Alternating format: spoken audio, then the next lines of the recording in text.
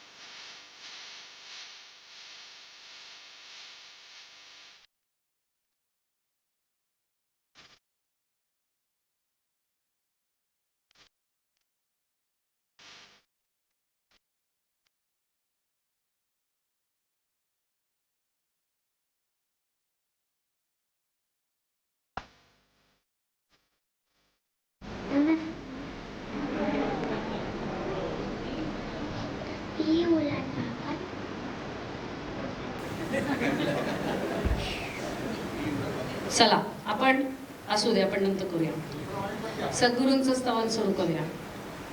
सिद्धांत अवधूत चिंतन श्री गुरुदेव दत्त. श्याम वर्ण देह कांती चंद्र नेत्री भानुतो. वृंदबाळ भस्म पंक्ती गंध बिंदू शोभतो. केशभार मस्तकास स्कंधी पृष्ठी डोलतो. रामकृष्ण सद्गुरूंसी दोन्ही हात जोडितो. उच्च नीच भेद भाव मानसीन आणतो. भक्त प्रेमळास साह्य ज्ञान बोध सांगतो. ब्रह्मा विष्णू सांबतोची अत्रि पुत्र दत्ततो. रामकृष्ण हात जोडितो. अक्षमाळ कंठी हास्य भाष्य बोलतो. सर्व देव सर्व तीर्थ पाद पद्मी वासतो. आप्त इष्ट जाण सर्व माय बाप बंधुतो. रामकृष्ण सद्गुरूंसी दोन्ही हात जोडितो. ब्रह्मचारी एकनिष्ठ श्री गुरूंसी लीनतो. ज्ञानमूर्ती त्याग शांती भक्त दीन नाथतो. कृष्ण राधिका सुताय राम क्षीर सिंधुतो. रामकृष्ण सद्गुरूंसी हात जोडितो. भक्त रक्षणार्थ कष्ट होती फार जाणतो. नाही तारणार्थ अन्य दूर काय ठेवितो. तार मार संगतीत ठेवी दास प्रार्थितो. रामकृष्ण सद्गुरूंसी दोन्ही हात जोडितो. स्तोत्र पाठ नित्य नेम जो सुभक्त वाचितो. हेतु साध्य होती त्यास सत्यतेची सांगतो. ऐकण्यास देव सज्ज राहतो. रामकृष्ण सद्गुरूंसी दोन्ही हात जोडितो. नगर निवासी राजाधिराज सद्गुरुराज श्री रामकृष्ण सरस्वती स्वामी महाराज की जय. हरि ओम नमस्ते गणपतये. त्वमेव प्रत्यक्षं तत्त्वमसि. त्वमेव केवलं कर्तासि. त्वमेव केवलं धर्तासि. त्वमेव केवलं हर्तासि.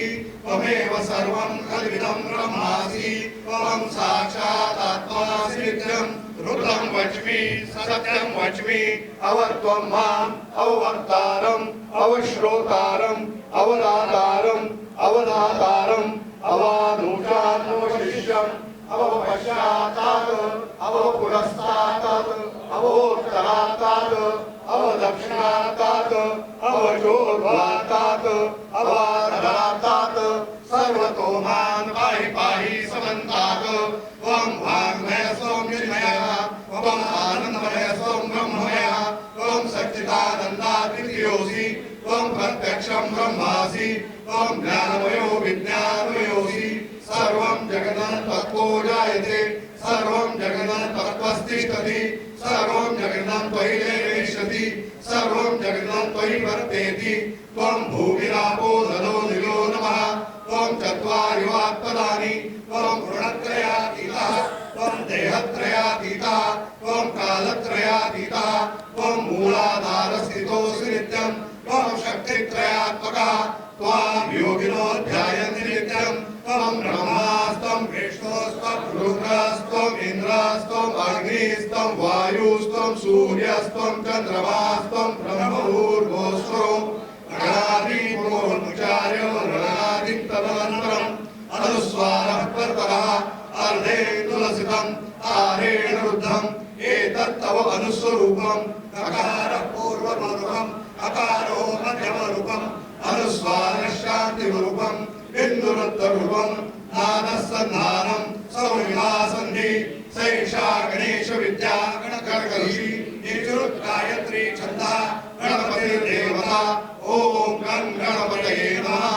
एकदन्ताय विद्महे वक्रतुण्डाय धीमहि तन्नो दन्तिः प्रचोदयात् एकदन्तं चतुर्हस्तं पाशशं कुशधारिणं हृदं च वर्धं हस्ते बिभ्राणं मूषकध्वजं रक्तं लम्बोदरं शूर्पकर्णकं रक्तकलाससं रक्तकधानिलिप्ताङ्गं रक्तपुष्पे सुपूजितं भक्त्यानुकम्पितं देवं जगत्कारणमच्युतम् आविर्भूतं च सृष्ट्यादौ प्रकृतेः पुरुषात् परम् एवं ध्यायति यो नित्यं स योगी योगिनान्वरा नमो रातपते नमो गणपते नमः प्रमदपते नमस्ते अस्तु लंबोदराय एकदन्ताय शिवसुताय श्रीवरदमूर्तये नमो नमः एतत् अथर्वशीर्षयोधीते स ब्रह्म भूयाय कल्पते स सर्वतः सुखमेधते स सर्वविघ्नैर्नबाधते स पञ्चमहापात्रवते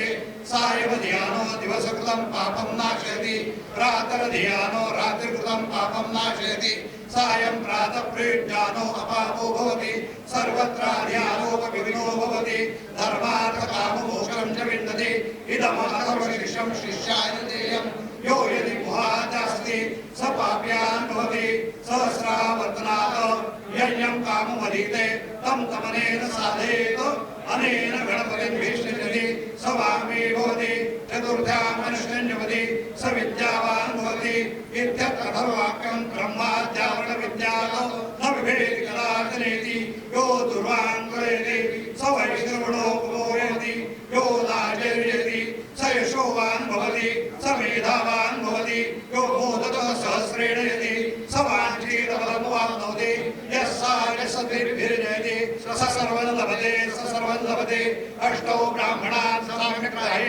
सूर्यवर्चस्वे भवति सूर्यग्रहे महानद्यां प्रतिमा सिद्धमन्त्रो भवति महाविघ्नात्रुवते महादोषात्रुवते सा पापात्रुवते स सर्वविद्भवति य एवं वेद इत्युपनिषद ॐ सहना भवतु सहनो भुनक्तु सह वीर्यं कर्वावहै तेजस्विनावधीतमस्तु मा विद्विषावहै ॐ शान्ति शान्ति शान्ति मोरया गणपती बाप्पा मोरया हर हर महादेव। आता आम्ही प्रत्येकजण ओळख करून देतो आणि मग आमचा इथला कार्यक्रम बापट कुटुंबियांचा इथला खेड्यातला संपतो. प्रथम मी माधव वामन बापट, मूळ केळे, सध्या राहतो गोळ, सेवानिवृत्त कृषी विभाग. मी धनंजय मोरेश्वर बापट, व्यवसायाने मी पशुवैद्यक आहे. मी गिरीश बापट यांचा 3 नंबरचा भाऊ आहे. मी पूजा गिरीश बापट. माझं स्वतःचं श्री रामकृष्ण ट्रॅव्हल्स आहे आणि श्री रामकृष्ण आनंदवन आम्ही बघतो. मी डॉक्टर गिरीश बापट, रामकृष्ण आनंदवन बघतोय ट्रॅव्हल्स आणि पशुवैद्यक आमचा मुख्य व्यवसाय आहे. आमची जवळजवळ 14-15 शॉप्स आहेत ठाण्यामध्ये. मग बाकी माहिती देतो. नमस्कार, मी काशीनाथ वामन बापट उर्फ चंदू बापट, केळे येथेच राहतो. निवृत्त कृषी कर्मचारी आहे. मी ज्योती काशीनाथ बापट, केळे येथेच राहते, गृहिणी आहे.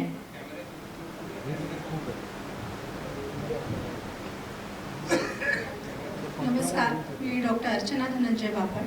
मी सुद्धा व्यवसायाने वेटरनरीने पशुवैद्यकीय आहे आणि ठाण्यामध्ये प्रॅक्टिस करते. मी डॉक्टर चंद्रशेखर बापट. मी वेटरनरी सर्जन आहे आणि डॉक्टर बापट पेट ॲनिमल हॉस्पिटलच्या इथे वेटरनरी सर्जरीसाठी असतो आणि ठाण्यामध्ये आमचं मोठं हॉस्पिटल आहे. मी सौ जान्हवी चंद्रशेखर बापट. मी ठाण्यामध्ये डॉक्टर बापट पेट ॲनिमल हॉस्पिटलमध्ये ॲडमिनला असते आणि बाकी सगळ्या व्यवसायामध्ये मदत करते.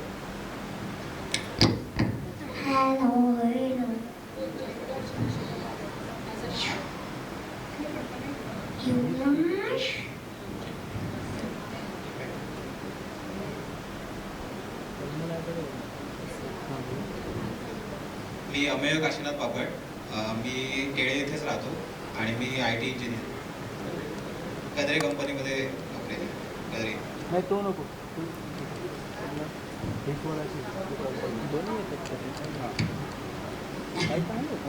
हॅलो, नमस्कार. मी स्मिता बापट, केळातच राहते आणि गृहिणी आहे. हॅलो, माझं नाव मोरेश्वर विनायक बापट. मी सर्वात मोठा इथं आहे. घरचा मोठा म्हणून जो मी आहे तो मी आहे. बाकीचे सगळे लहान आहेत सगळे. श्री गुरुदेव दत्त.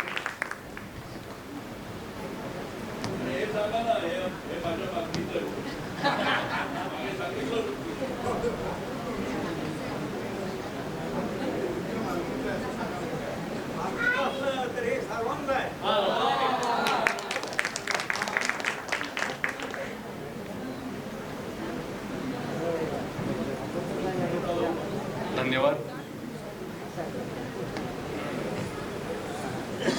वयाने आणि मानाने सर्वात मोठ्या असणाऱ्यांचा आवाज देखील किती खणखणीत आहे हे आपण सर्वांनी पाहिलं. एकदा मोठा टाळ्यांचा कडकडाट करून आपण सर्व कुटुंबियांचं धन्यवाद देऊया, आभार मानूया. मुख्य कार्यक्रमाची सुरुवात होण्यापूर्वी काही क्षण आपल्याकडे आहेत म्हणून मी इथे तुमच्या समोर उभा आहे. माझी ओळख, मी प्राध्यापक डॉक्टर गौतम बापट. मी बापट परिवार चॅरिटेबल ट्रस्टचा संस्थापकीय उपाध्यक्ष आहे आणि गेली अनेक वर्ष संस्थेचं काम पाहत आहे. आज या कार्यक्रमाची सुरुवात होण्यापूर्वी आपल्याकडे साधारणपणे 15 ते 20 मिनिटाचा वेळ आहे. त्यामुळे आज आपण इथे किती जण आणि कोण कुठून कुठून जमलेलो आहोत याचा एक थोडासा आढावा घेण्याचा विचार आहे. सर्वप्रथम मी शहरवार विचारू इच्छितो जेणेकरून आपल्या सर्वांना कळेल की कुठून कुठून लोक आज या संमेलनामध्ये आलेले आहेत. तर सर्वप्रथम मुंबई या शहरातनं कोण आले हात वर करू शकाल का? मुंबई तुम्ही काय तुम्ही लोकल आहे का? ओके. पुणे. मला इतस्ततः विखुरलेले सगळे बापट दिसत आहेत. तर कार्यक्रमाला आता लवकरच सुरुवात होते तेव्हा सगळ्यांनी आसनस्थ व्हायचंय.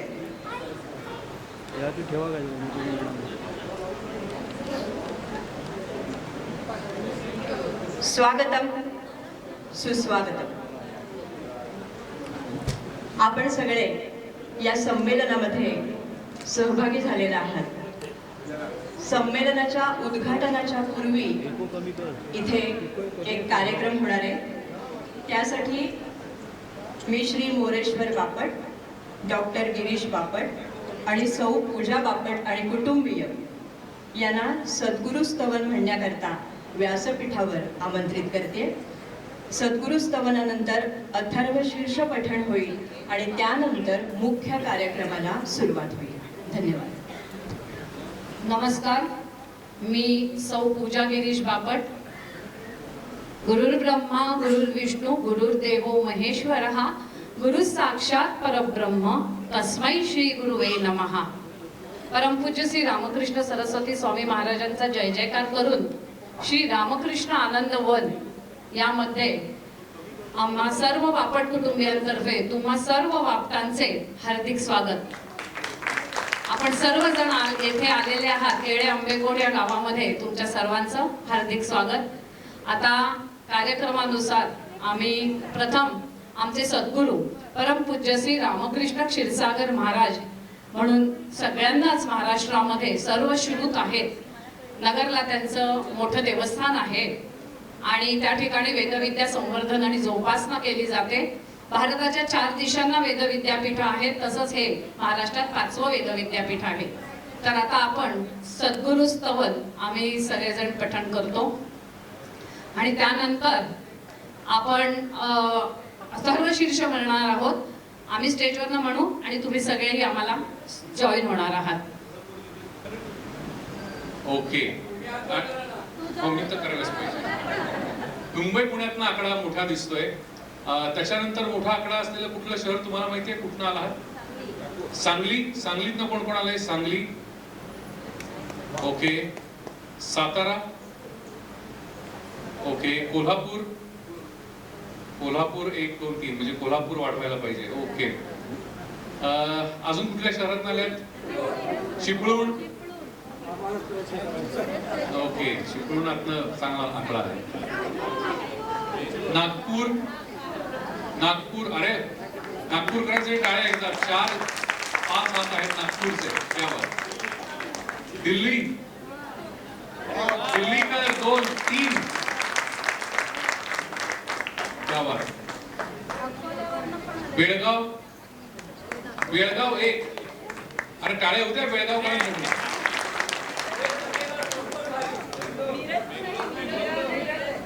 मिरज. मिरज किती आहेत? मिरज 2. मिरजकरांसाठी टाळ्या. इंदोर. अकोला. बँगलोर आहे. बँगलोर. बँगलोर. बँगलोर.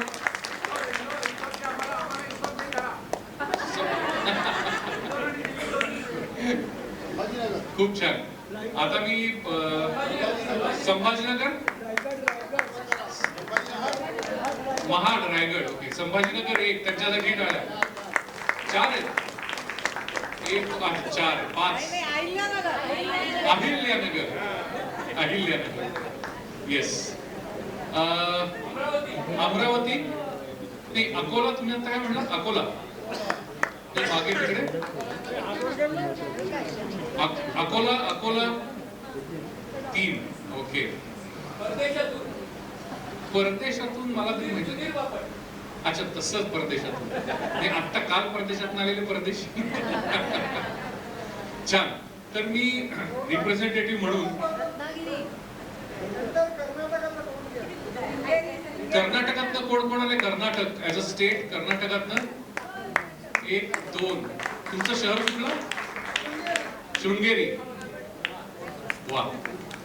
पुन्हा एकदा सगळ्यांसाठी टाळ्यांचा कडकडाट होऊ दे, कारण एवढे सगळे जण एवढ्या मोठ्या संख्येने आज इथे उपस्थित आहेत. मी एक माईक पुढे देतो. आपण जास्त वेळ नको घेऊया, कारण 15 मिनिटं आहेत माझ्याकडे. तर प्रत्येक शहरातल्या एका रिप्रेझेंटेटिव्हला मी पुढे बोलवतो आणि सर्वांच्या वतीने, त्या शहराच्या वतीनं त्यांनी त्यांची स्वतःची ओळख करून द्यावी. आणि तुम्ही सर्वजणचे कंटिंजंट तुमचा तो शहरातनं आलेला आहे त्याबद्दल 1 2 शब्द बोलाय. प्लीज सगळ्यांना विनंती करतो की जास्त वेळ नाही आपल्याकडे, पण तरी मी संधीचा फायदा घेण्याचा प्रयत्न करतो. नागपूरकर. आम्ही नागपूरहून आलो आहोत. सगळ्यांना माहिती आहे व्याघ्र प्रकल्प तिथे खूप आहेत आणि त्याचप्रमाणे विदर्भात पण नागपूरचं नाव. तुमचं नाव नाही, तुमचं नाव आहे. बरं, मी राजश्री बापट. मी दिलीप माधवराव बापट. नागपूर.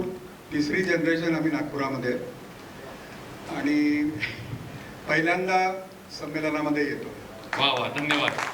नागपूरची स्पेशालिटी सगळ्यांना मे महिन्यामध्ये पाहायला मिळते. थँक्यू. मुंबईकर. नेहमी यायचं. मुंबईकर नक्की नक्की. आता असं काय करू की तुम्हाला यावं लागेल तिकडे. Thank you sir. मुंबईकर, एखादे मुंबईकर या. हा, मुंबई डोंबिवली आमच्यासाठी, पुणेकरांसाठी सगळं एकच असतं.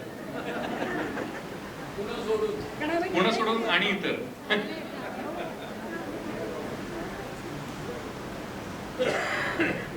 मी वेदश्री विश्वास लिमये, बापट्यांची माहेर वाशिण. आमचं मूळ गाव राजापूर वृंदावन, सरदार बापू गोखलेंचं गाव, आणि मी डोंबिवलीहून रिप्रेझेंटेटिव्ह करते आहे, माहेर वाशिणींची प्रतिनिधी म्हणून. वा धन्यवाद. वा, धन्यवाद. नागपूर झालं, मुंबई झालं, बेळगाव. हॅलो, सिंधुदुर्ग जिल्ह्यात मी आलेलो आहे, देवगड बंदर. मी अविनाश बापट. मला वाटतं सिंधुदुर्गात मी एकटाच आलेलो असं दिसतं, इथे कोण दिसत नाही. सिंधुदुर्गवाले हात वर करा. सिंधुदुर्ग अजून एक आहेत. अच्छा, या बेळगावकर या.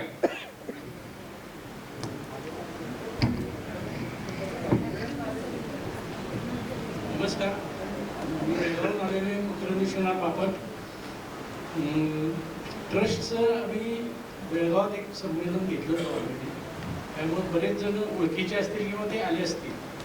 आणि मी 40 वर्ष झाले बेळगावात असलो. आमच्या इथं 8 कुटुंब आहेत बेळगावात. पहिला मला ट्रस्टवाल्याने विचारलं होतं की 8 जणांना तुम्ही कसं काय संमेलन करू शकता. मी म्हटलं तुम्ही एकदा या, आम्ही कसं करतो ते बघा आणि मग सांगा. त्याप्रमाणे आम्हाला त्यावेळी शाबासकी मिळाली होती आणि आम्ही संमेलन उत्कृष्टरित्या पार पडलेलं. आणि माझं असं मनोगत आहे की प्रत्येकानं आपापल्या गावात भरवावं. काय होतं, पुणे मुंबई इकडं मोठमोठ्या शहरात होतो, लहान शहरात आम्हाला यायला मिळत नाही किंवा बघायला तिथली संस्कृती वगैरे बघत नाही. तर मी अध्यक्षांना सांगितलंय, आमचं गाव साताऱ्याजवळ औंध म्हणून आहे, जवळजवळ 120 वर्ष जुना वाडा आहे आमचा तिथं मोठा. आमच्या 4 पिढ्या तिथं आहेत सध्या. आता मी तिथंच असतो आणि अध्यक्षांना सांगितलं की तिथं संमेलन औंधा घ्या. मी एकटा असलो तरी मी करून दाखवीन. कायांचा मोठा गडकरा घेऊन द्या आपल्या गावासाठी. आणि खरंच सांगतो, त्यांनी संमेलन खूप सुंदर आयोजित केलं होतं. आणि त्यांच्याकडे खाल्लेले मांडे अजूनही, त्याची चव अजूनही तोंडावर रेंगाळते. खरंच खूप खूप आभार. पुन्हा एकदा टाळ्या मकरंजींसाठी. मुंबई, नागपूर, सिंधुदुर्ग झालं, बेळगाव झालं, अकोलावाले कुणीतरी या. अकोला घेतो, सांगली मिरज घेतो.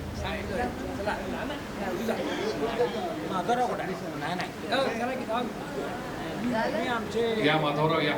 नमस्कार, मी चित्रा भूषण बापट. आम्ही अकोल्यातनं 3 बापट आले आहोत आणि माहेर वाशिनी माझ्याबरोबर 3 नंदा आलेले आहेत. आणि नाशिकची एक नणंद, असा तिघींना घेऊन आलेला आहे आम्ही.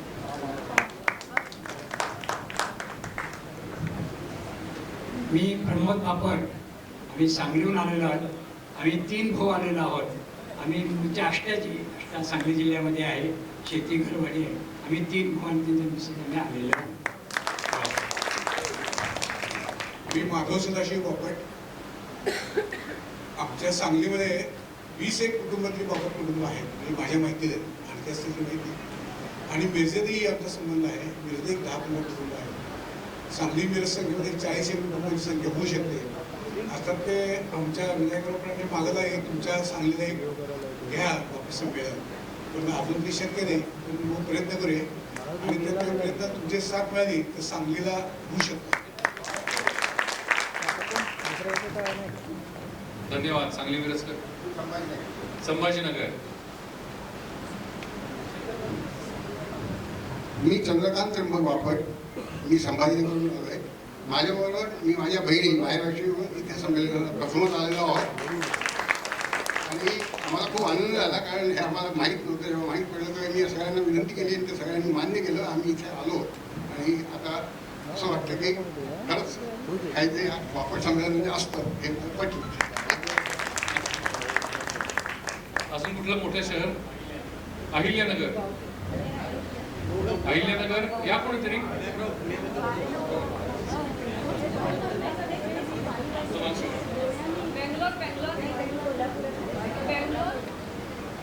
मी दिलीप बापट, कोल्हापूरून आम्ही 3 जण आलेलो आहोत इथं.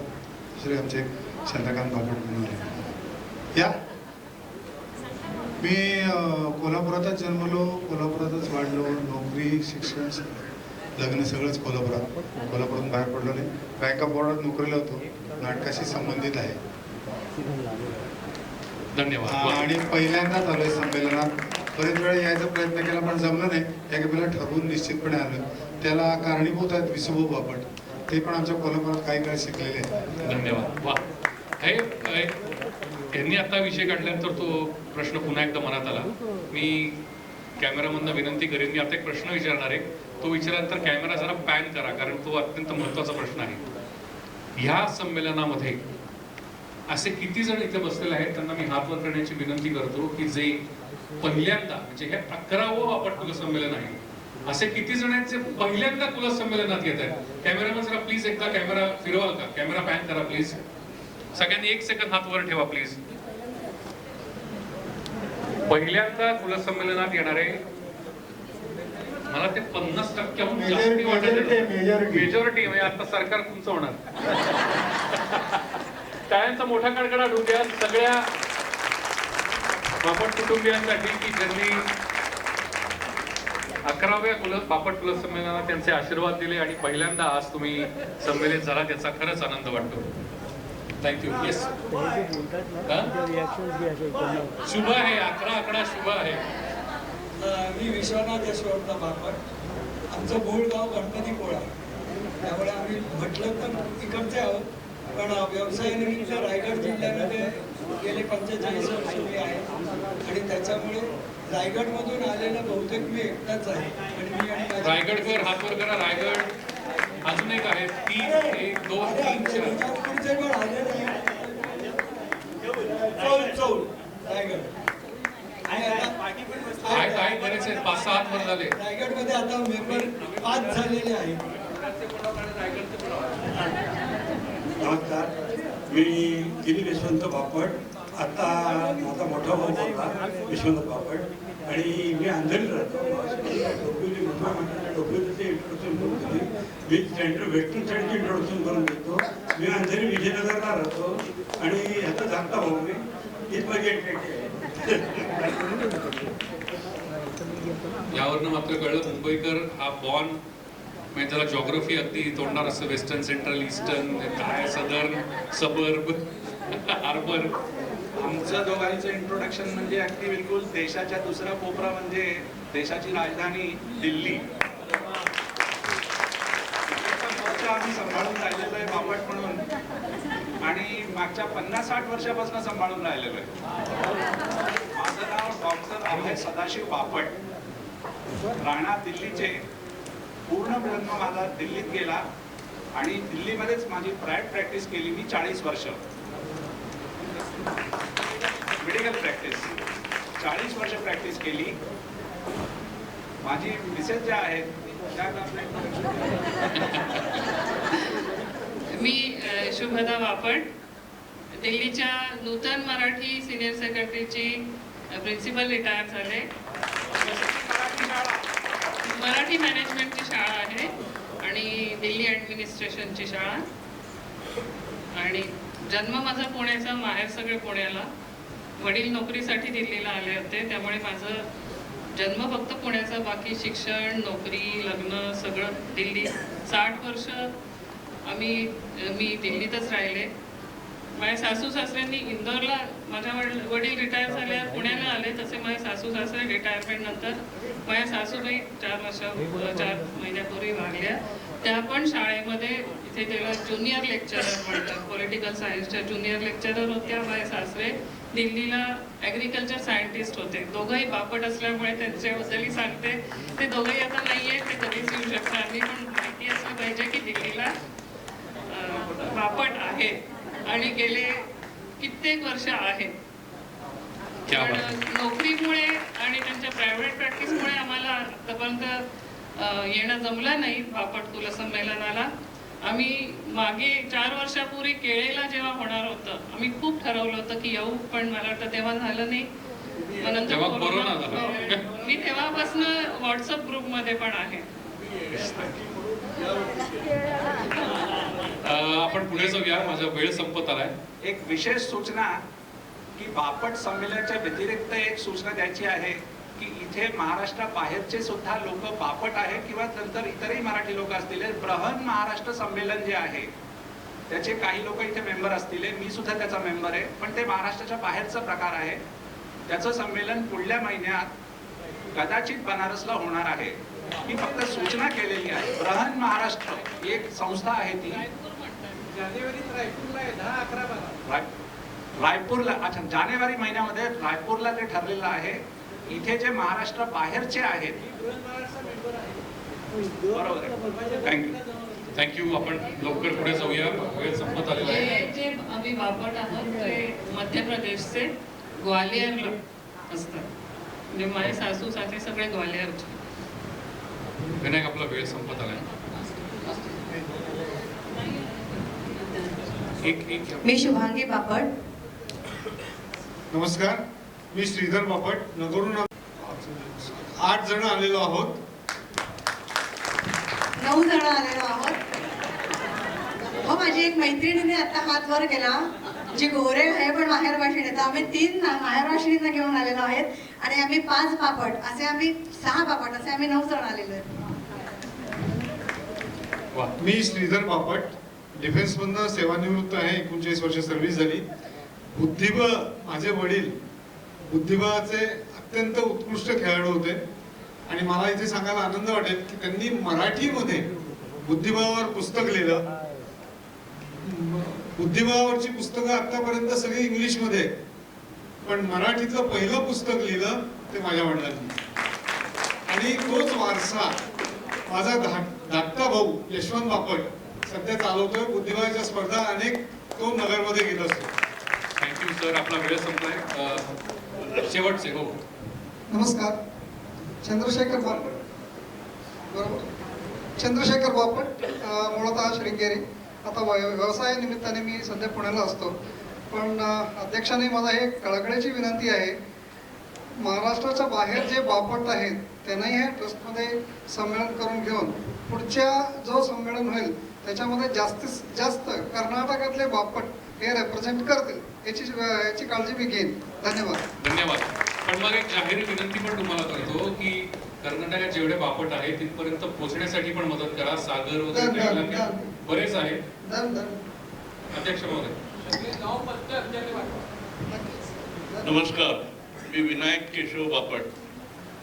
हे माझे सगळे रिप्रेझेंटेटिव्ह आहेत आणि घरचे फॅमिली मेंबर्स आहेत. मी या सगळ्यांना घेऊन आलेलो आहे. बापट परिवारचा मी अध्यक्ष आहे आणि आत्ताच कर्नाटकचा रिप्रेझेंटेटिव्ह पण ठरला. कर्नाटकसाठी ते काम करायला तयार आहे. आपण ती जबाबदारी त्यांना देऊ शकतो. धन्यवाद.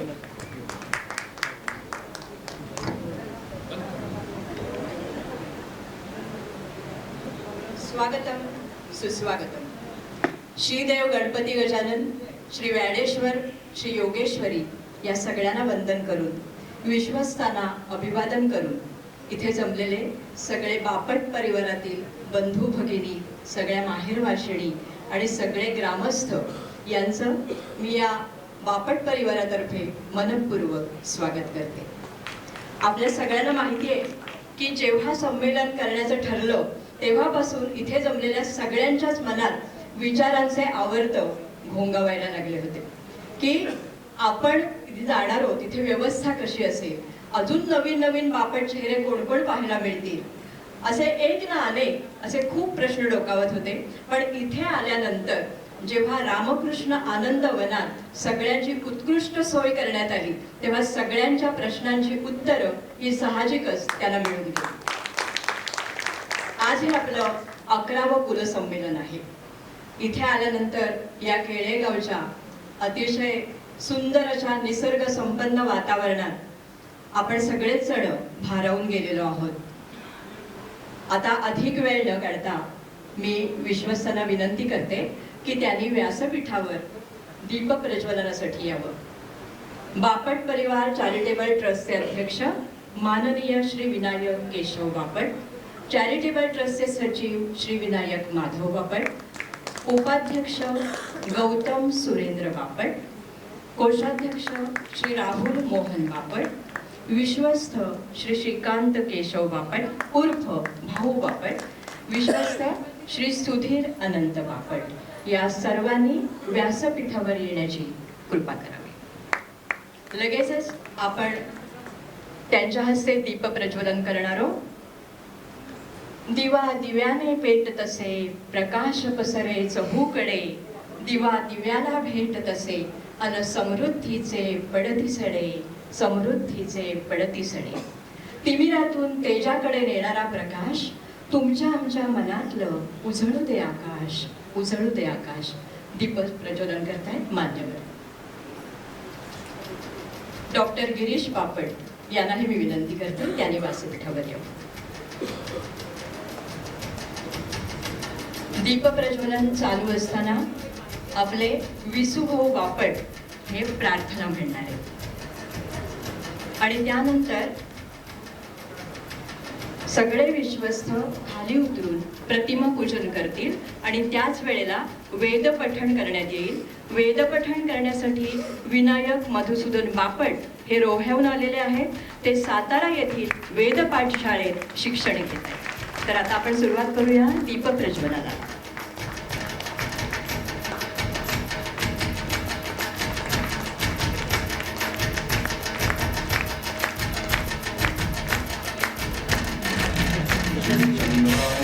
शुभ्रकांती विलसे जी शुभ्र वस्त्रा असे, वीणेने कर दोन शोभतीचे जी श्वेत पद्मी वसे.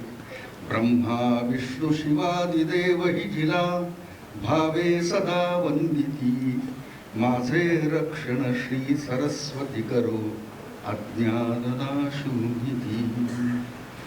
सर्वमंगल मांगल्ये शिवे सर्वार्थ साधिके, शरण्ये त्र्यंबके गौरी नारायणी नमोस्तुते. समारंभिया साक्षात् राही, ज्ञान यज्ञी येई समीपा. समारंभिया साक्षात् राही, ज्ञान यज्ञी येई समीपा. पूजताईंनी व्यासपीठावर यावं.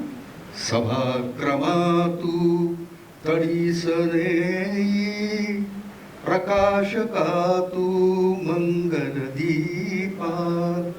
प्रकाशकातू मंगल दीपा. प्रकाशकातू मंगल दीपा. मंगल दीपा.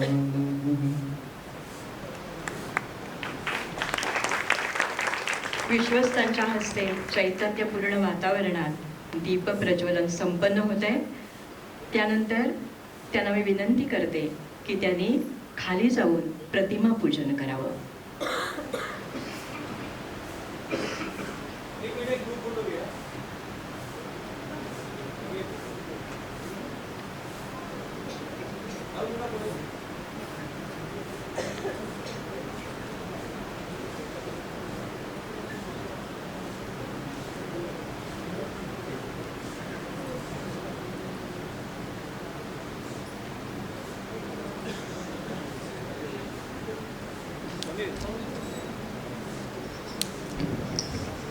आता विश्वस्तांच्या हस्ते प्रतिमा पूजन होते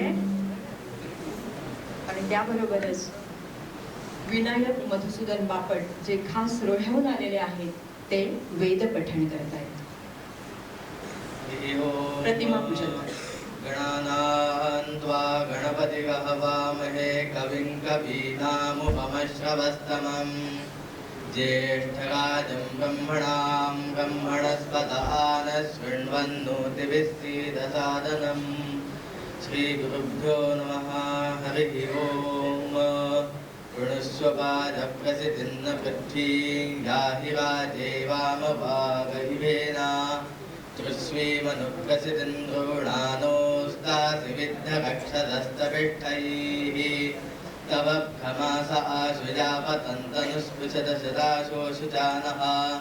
तपूर्गस्यग्ने जिह्वापतङ्गानसन्दितो विसृज विश्वभूताः प्रतिस्पशो विसृजतो वृणितमो भवापायुर्विशो अस्या अदब्धः यो नो दूरे अगशगसो यो अन्त्यग्ने माकिष्टे व्यतिराददर्शीत उदग्ने तिष्ठप्रत्यातनुष्वन्यमित्राग ओशतात्तिग्महेते यो नो अरातिकसमिधानचक्रे नीचातन्दक्षतसन्नशुष्कम् ऊर्ध्वो भव प्रतिविद्याध्यस्मदा विष्णुस्वदैव्यान्यग्ने अवस्थिरातनुयातचूनाञ्जामिमजामिं प्रमिणैः शत्रून् सते जानाति सुमतीयविष्ठय इव ते ब्रह्मणे गातुमैहत विश्वान्यस्मै सुदिनानि राजोद्युम्नान्यर्यो विदुरो अविद्यूत सेदग्ने अस्तु सुभगस्तु दानविजस्त्वा नित्येन हविषाय उक्थैः विप्रीषति स्व आयुषि दुरोणे विश्वेदस्मै सुदिनासादृष्टिः अर्जामि ते सुमतिं घोष्यर्वाक्सन्ते भावाता जगतामिजङ्गीः स्वश्वास्त्वा सुरतामर्जयेमास्मे क्षत्राणि धारयेव नुद्यून यत्बाहूरिजाचरेतु पद्मन्दोषावस्त्रवती दिवागसमदिद्यून क्रीडन्तस्त्वा सुमनसस्तपे मा विद्युम्नाथस्थिवागसो जनानां यस्त्वा स्वश्वस्वैरण्यो अग्नौपयाति वसुमता रथेन तस्य त्राता भवति तस्य सखायस्तातिथ्यमानुषग्जुजोषत मुहो व्रजामि बन्धुतावचो विस्तन्मा पितुर्गोतमादन्विजाय त्वन्नो अस्य वचदस्तिविद्युहोदर्यविष्टदुग्रतो नमूनाः अस्वप्नजस्तरणयस्सुषेवा अतन्तासो मृगा अश्वमिष्ठाः ते पायवः सद्भियञ्चो निसद्याग्ने तव न प्रान्तमूला ये पायवो मामतेजन्ते अग्ने पश्यन्तो अन्दन्तु विदादरक्षन् प्ररक्षतान् सुकृतो विश्ववेदादिप्सन्त विद्विपवो नाहदेवुः त्वया वयसहस्रस्तोतास्तव प्रणीत्यश्चामवाजान उभाशकसा सूदय सत्यता ते नुष्ठया प्रणीशभ्यजाणा अयाते अग्ने समिधा विदे भक्तिस्तोमगशस्यमानङ्गृहाय दहाशसो रक्षसः पाह्यस्मान् प्रभो निदो मित्रमहो अवध्यात् रक्षोहणं वाजिनमाजिगर्मिमित्रं प्रतिष्ठमुपयामि शर्मा शिशानो अग्निकृतुभिः समिद्धस्य नो दिवासरिषः पातु नक्तम् विज्योतिषा भृता भात्यग्निराभिर्विश्वान् कृणुते महित्वा देवीर्माया स ते दुरेवाशिषि ते शृङ्गे रक्षसे विनिक्षे उदस्वानासो दिविसन्तग्ने स्थिग्मायुधा रक्षते हंसबाहुः वदेति तस्य प्रविलन्ति भामानवहंसे कविवादो अदेवीः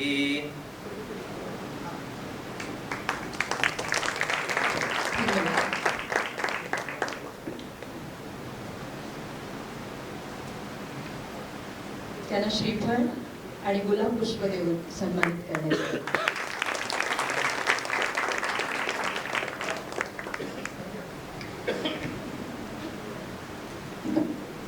स्वतःचं भावविश्व समृद्ध करणारी माणसं आपल्या अस्तित्वाचा ठसा उमटवून मागे पाऊल पुन्हा ठेवून जातात.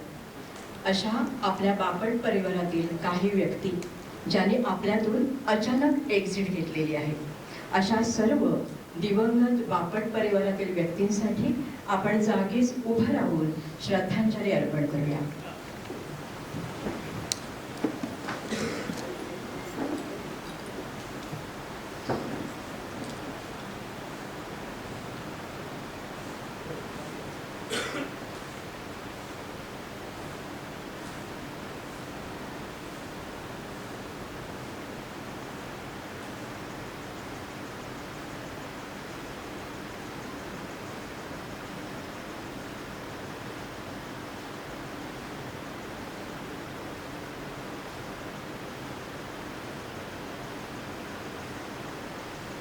ओम शांति शांति शांति. श्रद्धा ज्ञान देते, नम्रता मान देते आणि योग्यता स्थान देते. पण या तीनही गोष्टी ज्यांच्या ठायी असतात त्यांना दुनिया सन्मान देते. असेच विद्याविभूषित बापट परिवार चॅरिटेबल ट्रस्टचे अध्यक्ष माननीय श्री विनायक केशव बापट यांना मी विनंती करते की त्यांनी बापट परिवाराशी संवाद साधावा.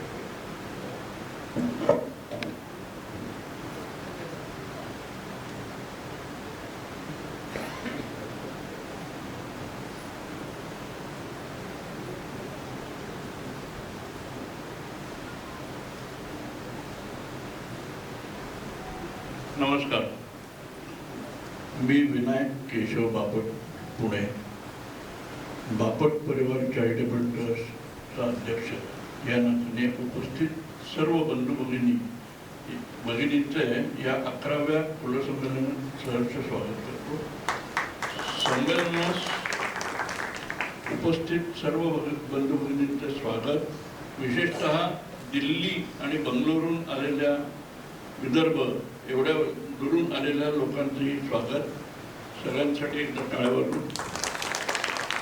सर्वप्रथम ज्या जागेमध्ये आपण संमेलन करतो आहोत या जागेचे सर्व डॉक्टर गिरीश बापट, सौ पूजा बापट आणि त्यांचे कुटुंबीय या सर्वांचे मनपूर्वक आभार. कारण त्यांनी उत्कृष्ट व्यवस्था केली आणि त्यांच्या जागेमध्ये आपल्याला बोलवून हे संमेलन करण्याची जबाबदारी दिली आणि आपण ती स्वीकारली आणि हे संमेलन आज संपन्न होते. आज पहिला दिवस. एक शोधावा, स्नेहरज्जूने गुंफावा, परिवर संपन्न करावा अपलाच, हे ब्रीदवाक्य घेऊन ट्रस्ट गेल्या 1.5 दशकांहून अधिक काळ कार्यरत आहे. संस्थेच्या सुरुवातीच्या काळामध्ये बापट कुटुंबियांना शोधणे आणि संस्थेशी त्यांना जोडून घेणे यासाठी संस्थेच्या संस्थापक अध्यक्ष काही विद्याताई बापट आणि माजी अध्यक्ष सौ श्यामलताई बापट आणि सर्व विश्वस्तांनी अपार कष्ट घेतले. म्हणजे जो बापट कुठे राहतोय हे कळलं की त्यांच्या घरी जायचं, त्यांना बापट परिवार ट्रस्टची माहिती द्यायची आणि त्यांना आपल्या ट्रस्टशी जोडून घ्यायचं. हे घरोघरी जाऊन फिरून अपार कष्ट घेऊन त्यांनी काम केलं.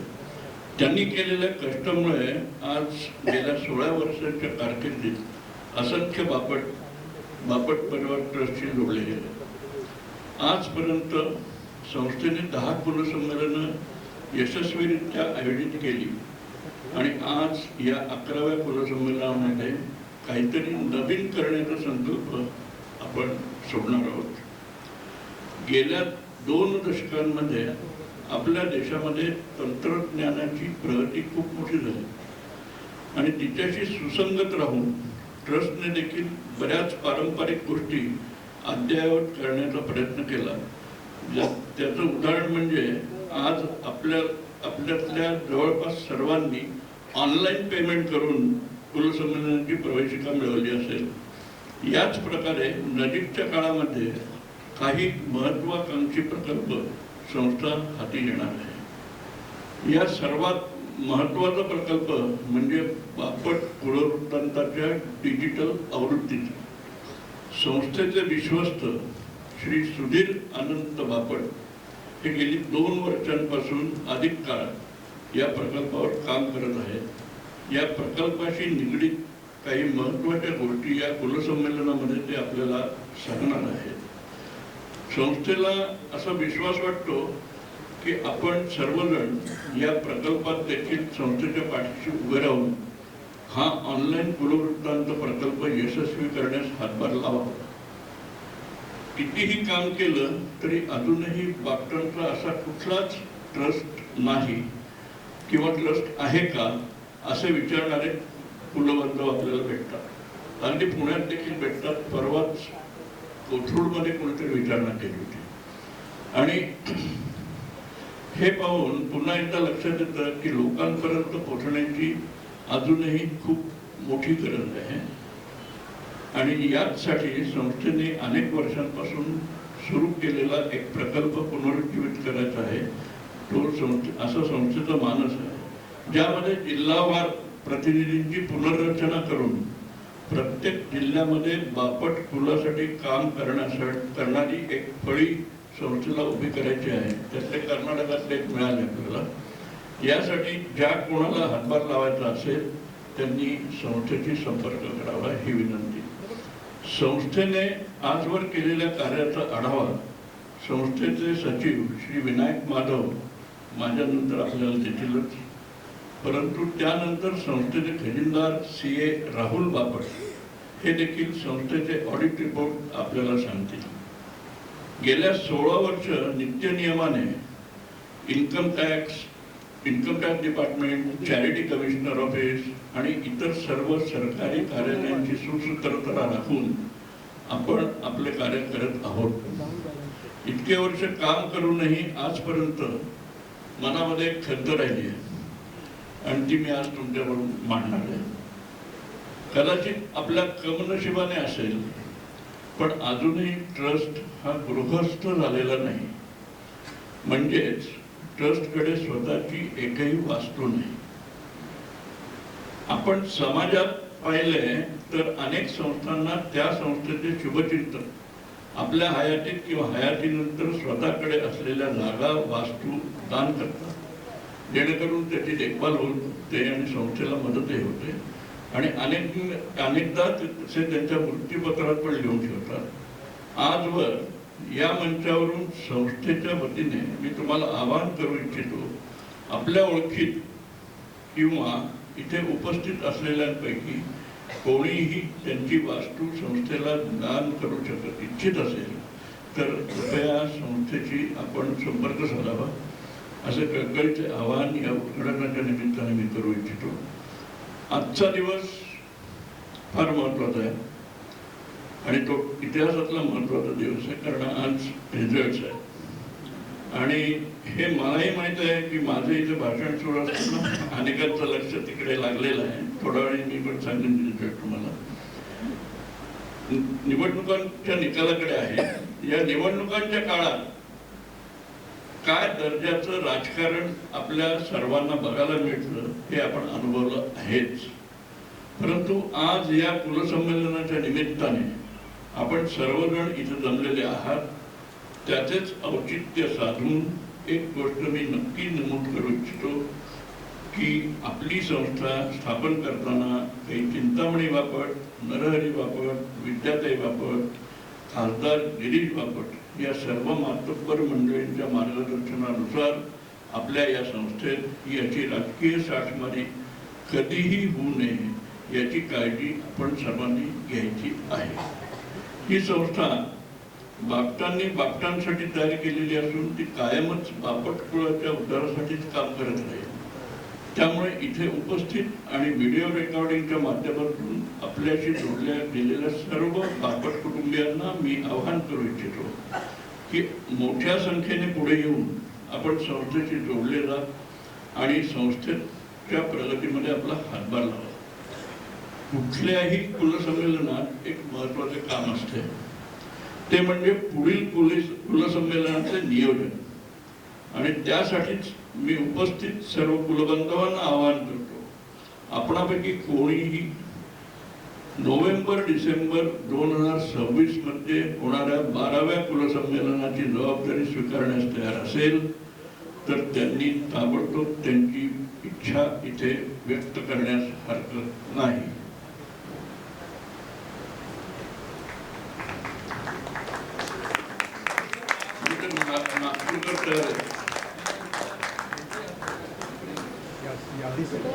बेळगाव, ओके. बेळगाव म्हणजे औंध.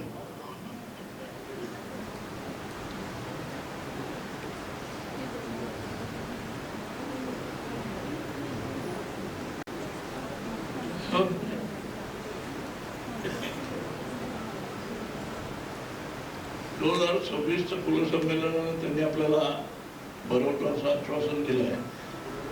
विदर्भाच्या वतीने आमंत्रण दिलं आहे. तर त्यातून आम्ही सगळे निर्णय घेऊन मला उद्याला त्याचा निरोप देऊ. साधारण संत्री असतात तेव्हा बोलवा.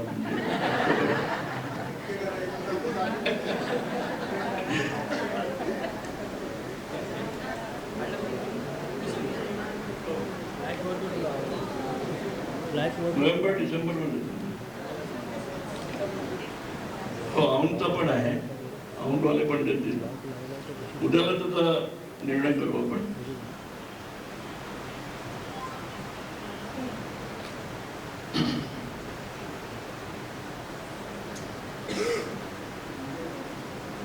पुन्हा एकदा आपण सर्वजण आपला वेळ आणि पैसा खर्च करून इथवर आला आणि गुल्ल संमेलन यशस्वी करण्यासाठी संमेलित झाला. यासाठी आपण सर्वांचे मनपूर्वक आभार मानतो आणि माझ्या वाणीला विराम देतो. धन्यवाद.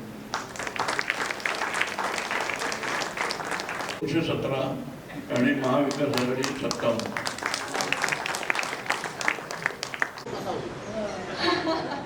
आपण एकात एक करून टाकूया. सकारात्मकतेने काम करण्याची अविरत ऊर्जा असेल तर माणूस यशस्वी होतो. सद्गुण, सदाचार, सेवाभाव आणि सहकार या माणसाच्या आयुष्यातल्या 4 चतुसूत्रे आहेत. काही व्यक्ती त्यांच्या कामामुळे ओळखल्या जातात, तर काहींच्या कार्याची ओळख होते ती त्या व्यक्तींमुळे. या दोन्ही गोष्टी जेव्हा काहींच्या एकवटलेल्या असतात, जे अशक्य ते शक्य आणि असाध्य ते साध्य असं ज्यांनी करून दाखवलंय, असं एक व्यक्तिमत्व की ज्यांच्या व्यक्तिमत्व पाहिल्यावरच आपल्याला प्रेरित व्हायला होतं, ते या ट्रस्टचे सचिव विनायक माधव बापट आपलं मनोगत व्यक्त करतील.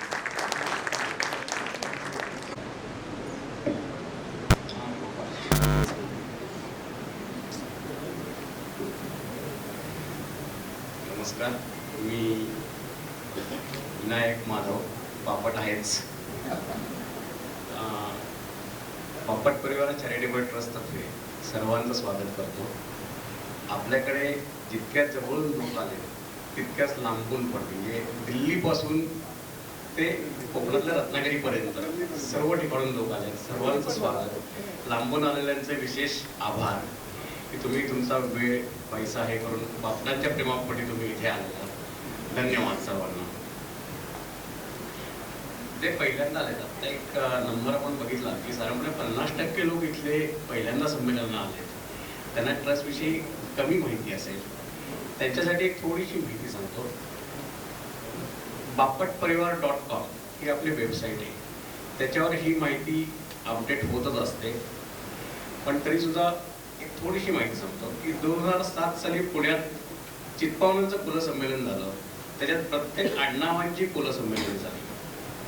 त्याच्यामध्ये आपल्या बापटांचं कुलसंमेलन झालं. त्यावेळेला आमचा अंदाज होता 800 बापट येतील, तर ते 1200 बापट आले. परंतु हा आकडा, हा नंबर आपण त्यानंतर कधीही गाठलेला नाही. तर हा नंबर परत एकदा गाठावा आणि तो पुढच्याच कुलसंमेलनात गाठावा अशी खूप इच्छा आहे. आपला ट्रस्ट 2008 साली स्थापन झाला. चॅरिटेबल कमिशन कडून आपल्याला सर्टिफिकेट मिळालं. आपला बापट परिवार चॅरिटेबल ट्रस्ट आहे.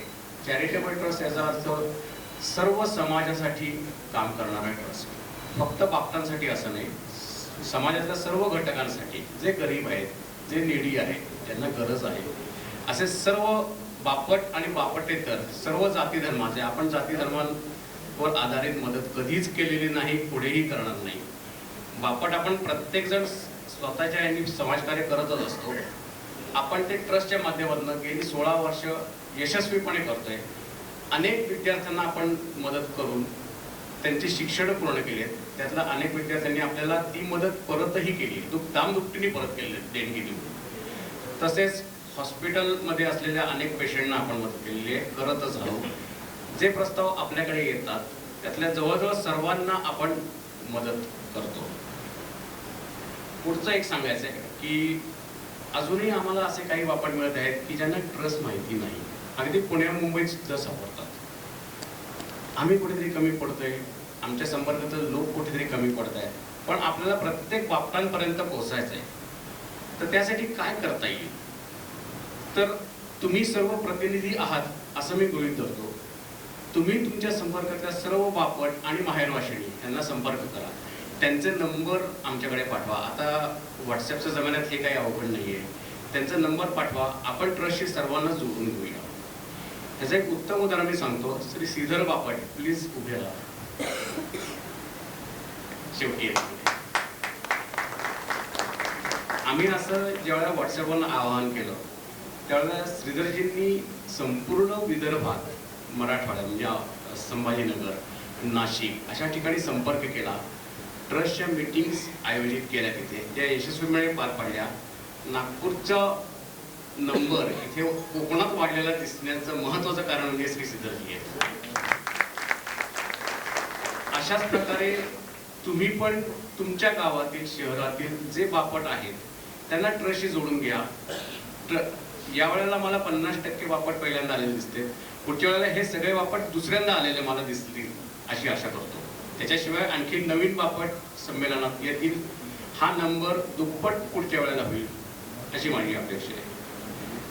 मध्ये एक किस्सा सांगतो की श्री गोपीनाथ बापट कर्नाटक यांचा तेथील चित्पावन संघाच्या अध्यक्षांना किंवा सचिव असतील त्यांना एक मेसेज केला की कन्नड बापट म्हणजे कन्नड बोलणारे बापट की ज्यांना मराठी समजत नाही, तर ते त्यांना संमेलनात यायची इच्छा आहे पण काही माहिती त्यांच्यापर्यंत पोहोचत नाही कारण त्यांच्या भाषेत ती नाही.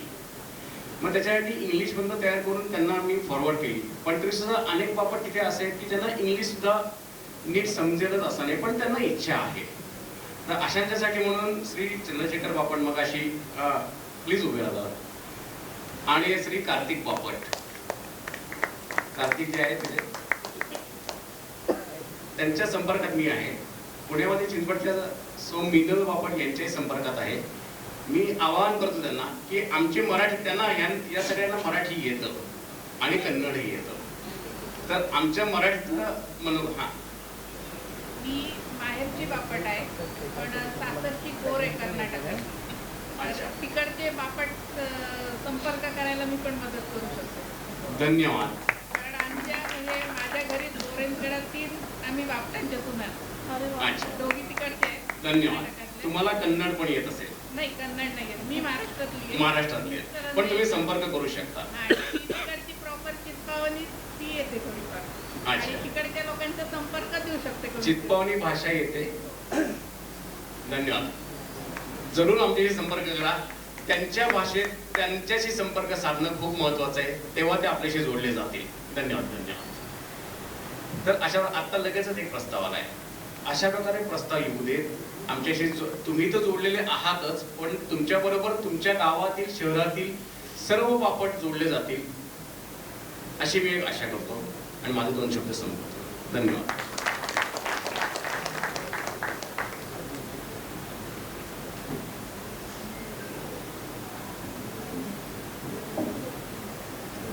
बहुभाषिक बापटांची खूप माहिती मिळाली यामुळे, की बापटांचं जाळं कुठे कुठे सर्वदूर पसरलेलं आहे आणि पुढच्या वेळची संमेलनं कोण कोण घेऊ इच्छितात ते सुद्धा आपल्याला कळलेले आहे. चेहऱ्यावर बुद्धिमत्तेची झाक, तल्लख मेंदू आणि कोणतंही लहान मोठं काम शिस्तबद्ध करण्याची हातोटी, काहीतरी नवीन निर्मिती करण्याची सदैव धडपड, संवाद साधण्याची एक वेगळी कला, असं ज्यांचं व्यक्तिमत्व आहे ते आपले कोषाध्यक्ष माननीय श्री राहुल बापट आपल्याशी संवाद साधतील.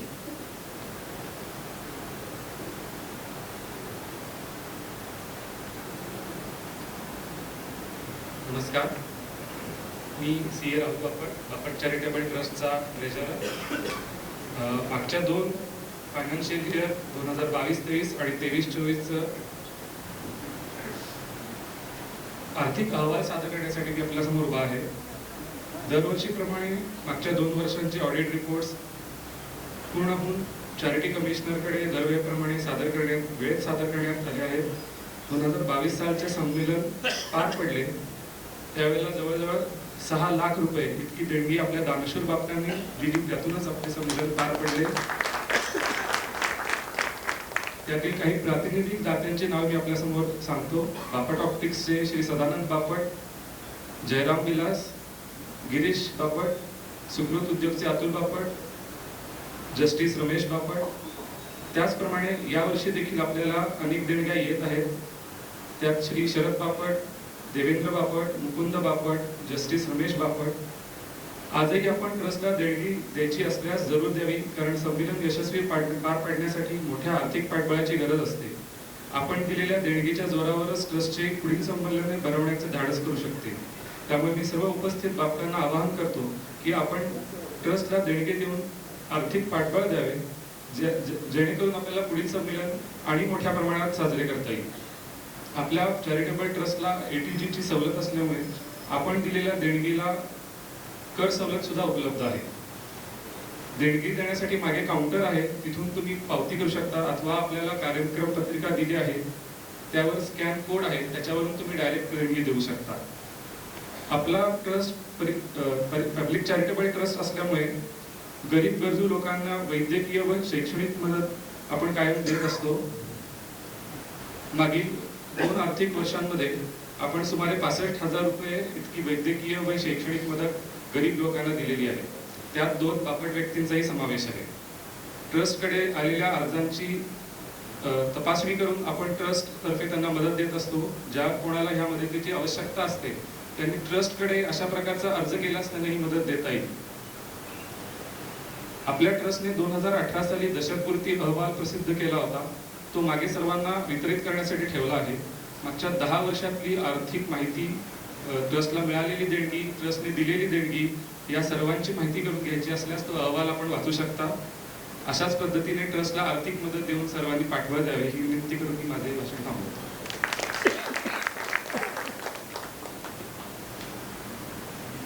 धन्यवाद राहुलजी.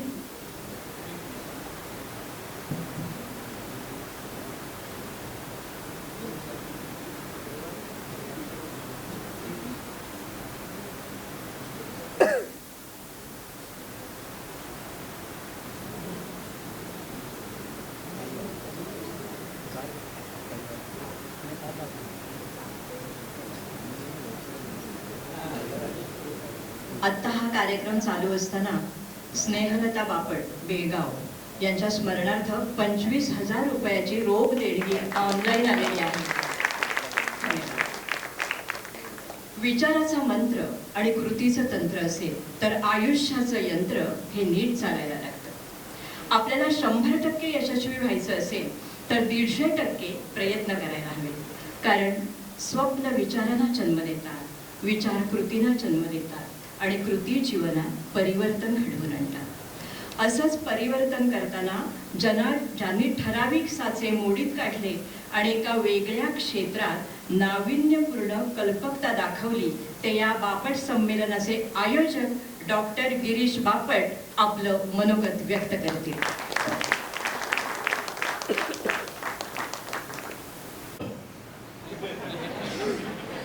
21 साली तुम्ही खूप रागवलं होतं. 22 साली आम्ही त्याचं थोडं क्षालन केलं आणि आज प्रत्यक्ष आपण इथे भेटलो म्हणून मी आपलं आठवण दिली. धन्यवाद.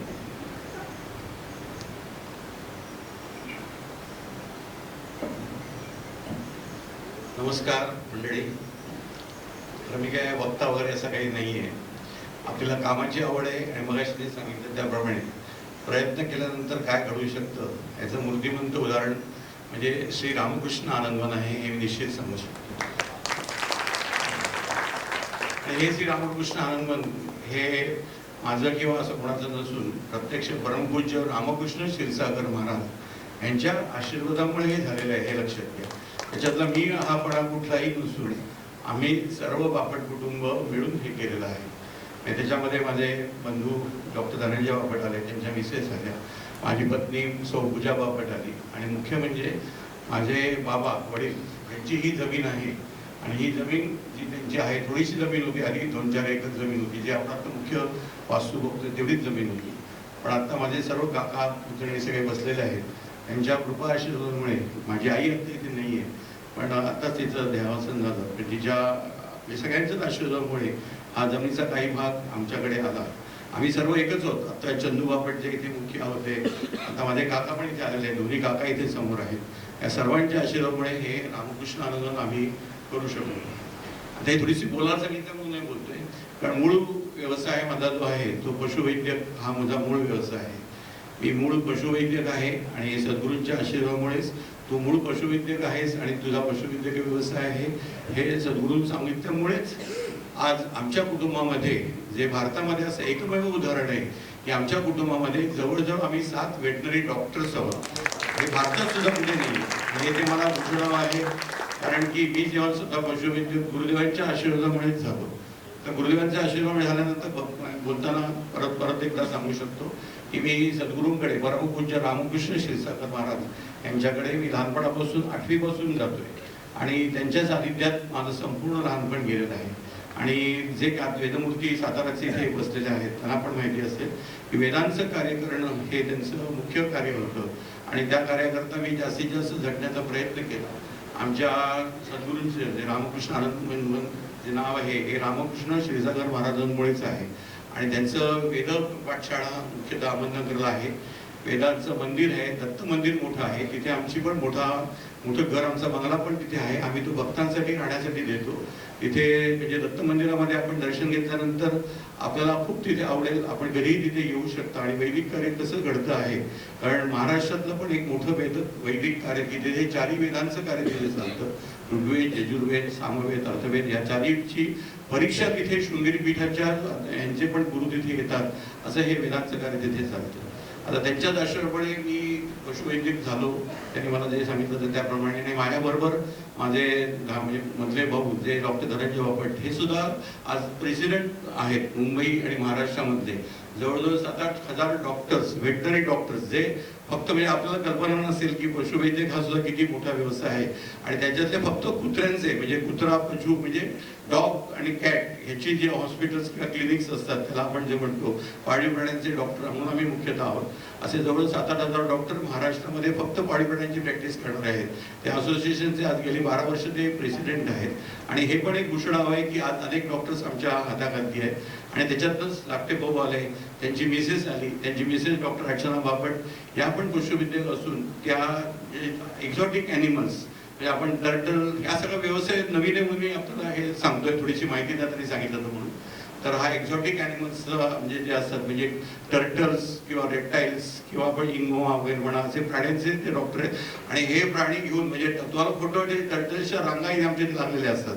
पालघर, डहाणू, अगदी दापोलीपासून अगदी माझे भाऊ इथे रत्नागिरीमध्ये 2 टर्टल्स एवढी मोठी टर्टल, एवढंसं पण असतं टर्टल आणि एवढं मोठं पण असतं. ती घेऊन त्याची ट्रीटमेंट करण्यामध्ये फ्रॅक्चर्स होतात ते असते.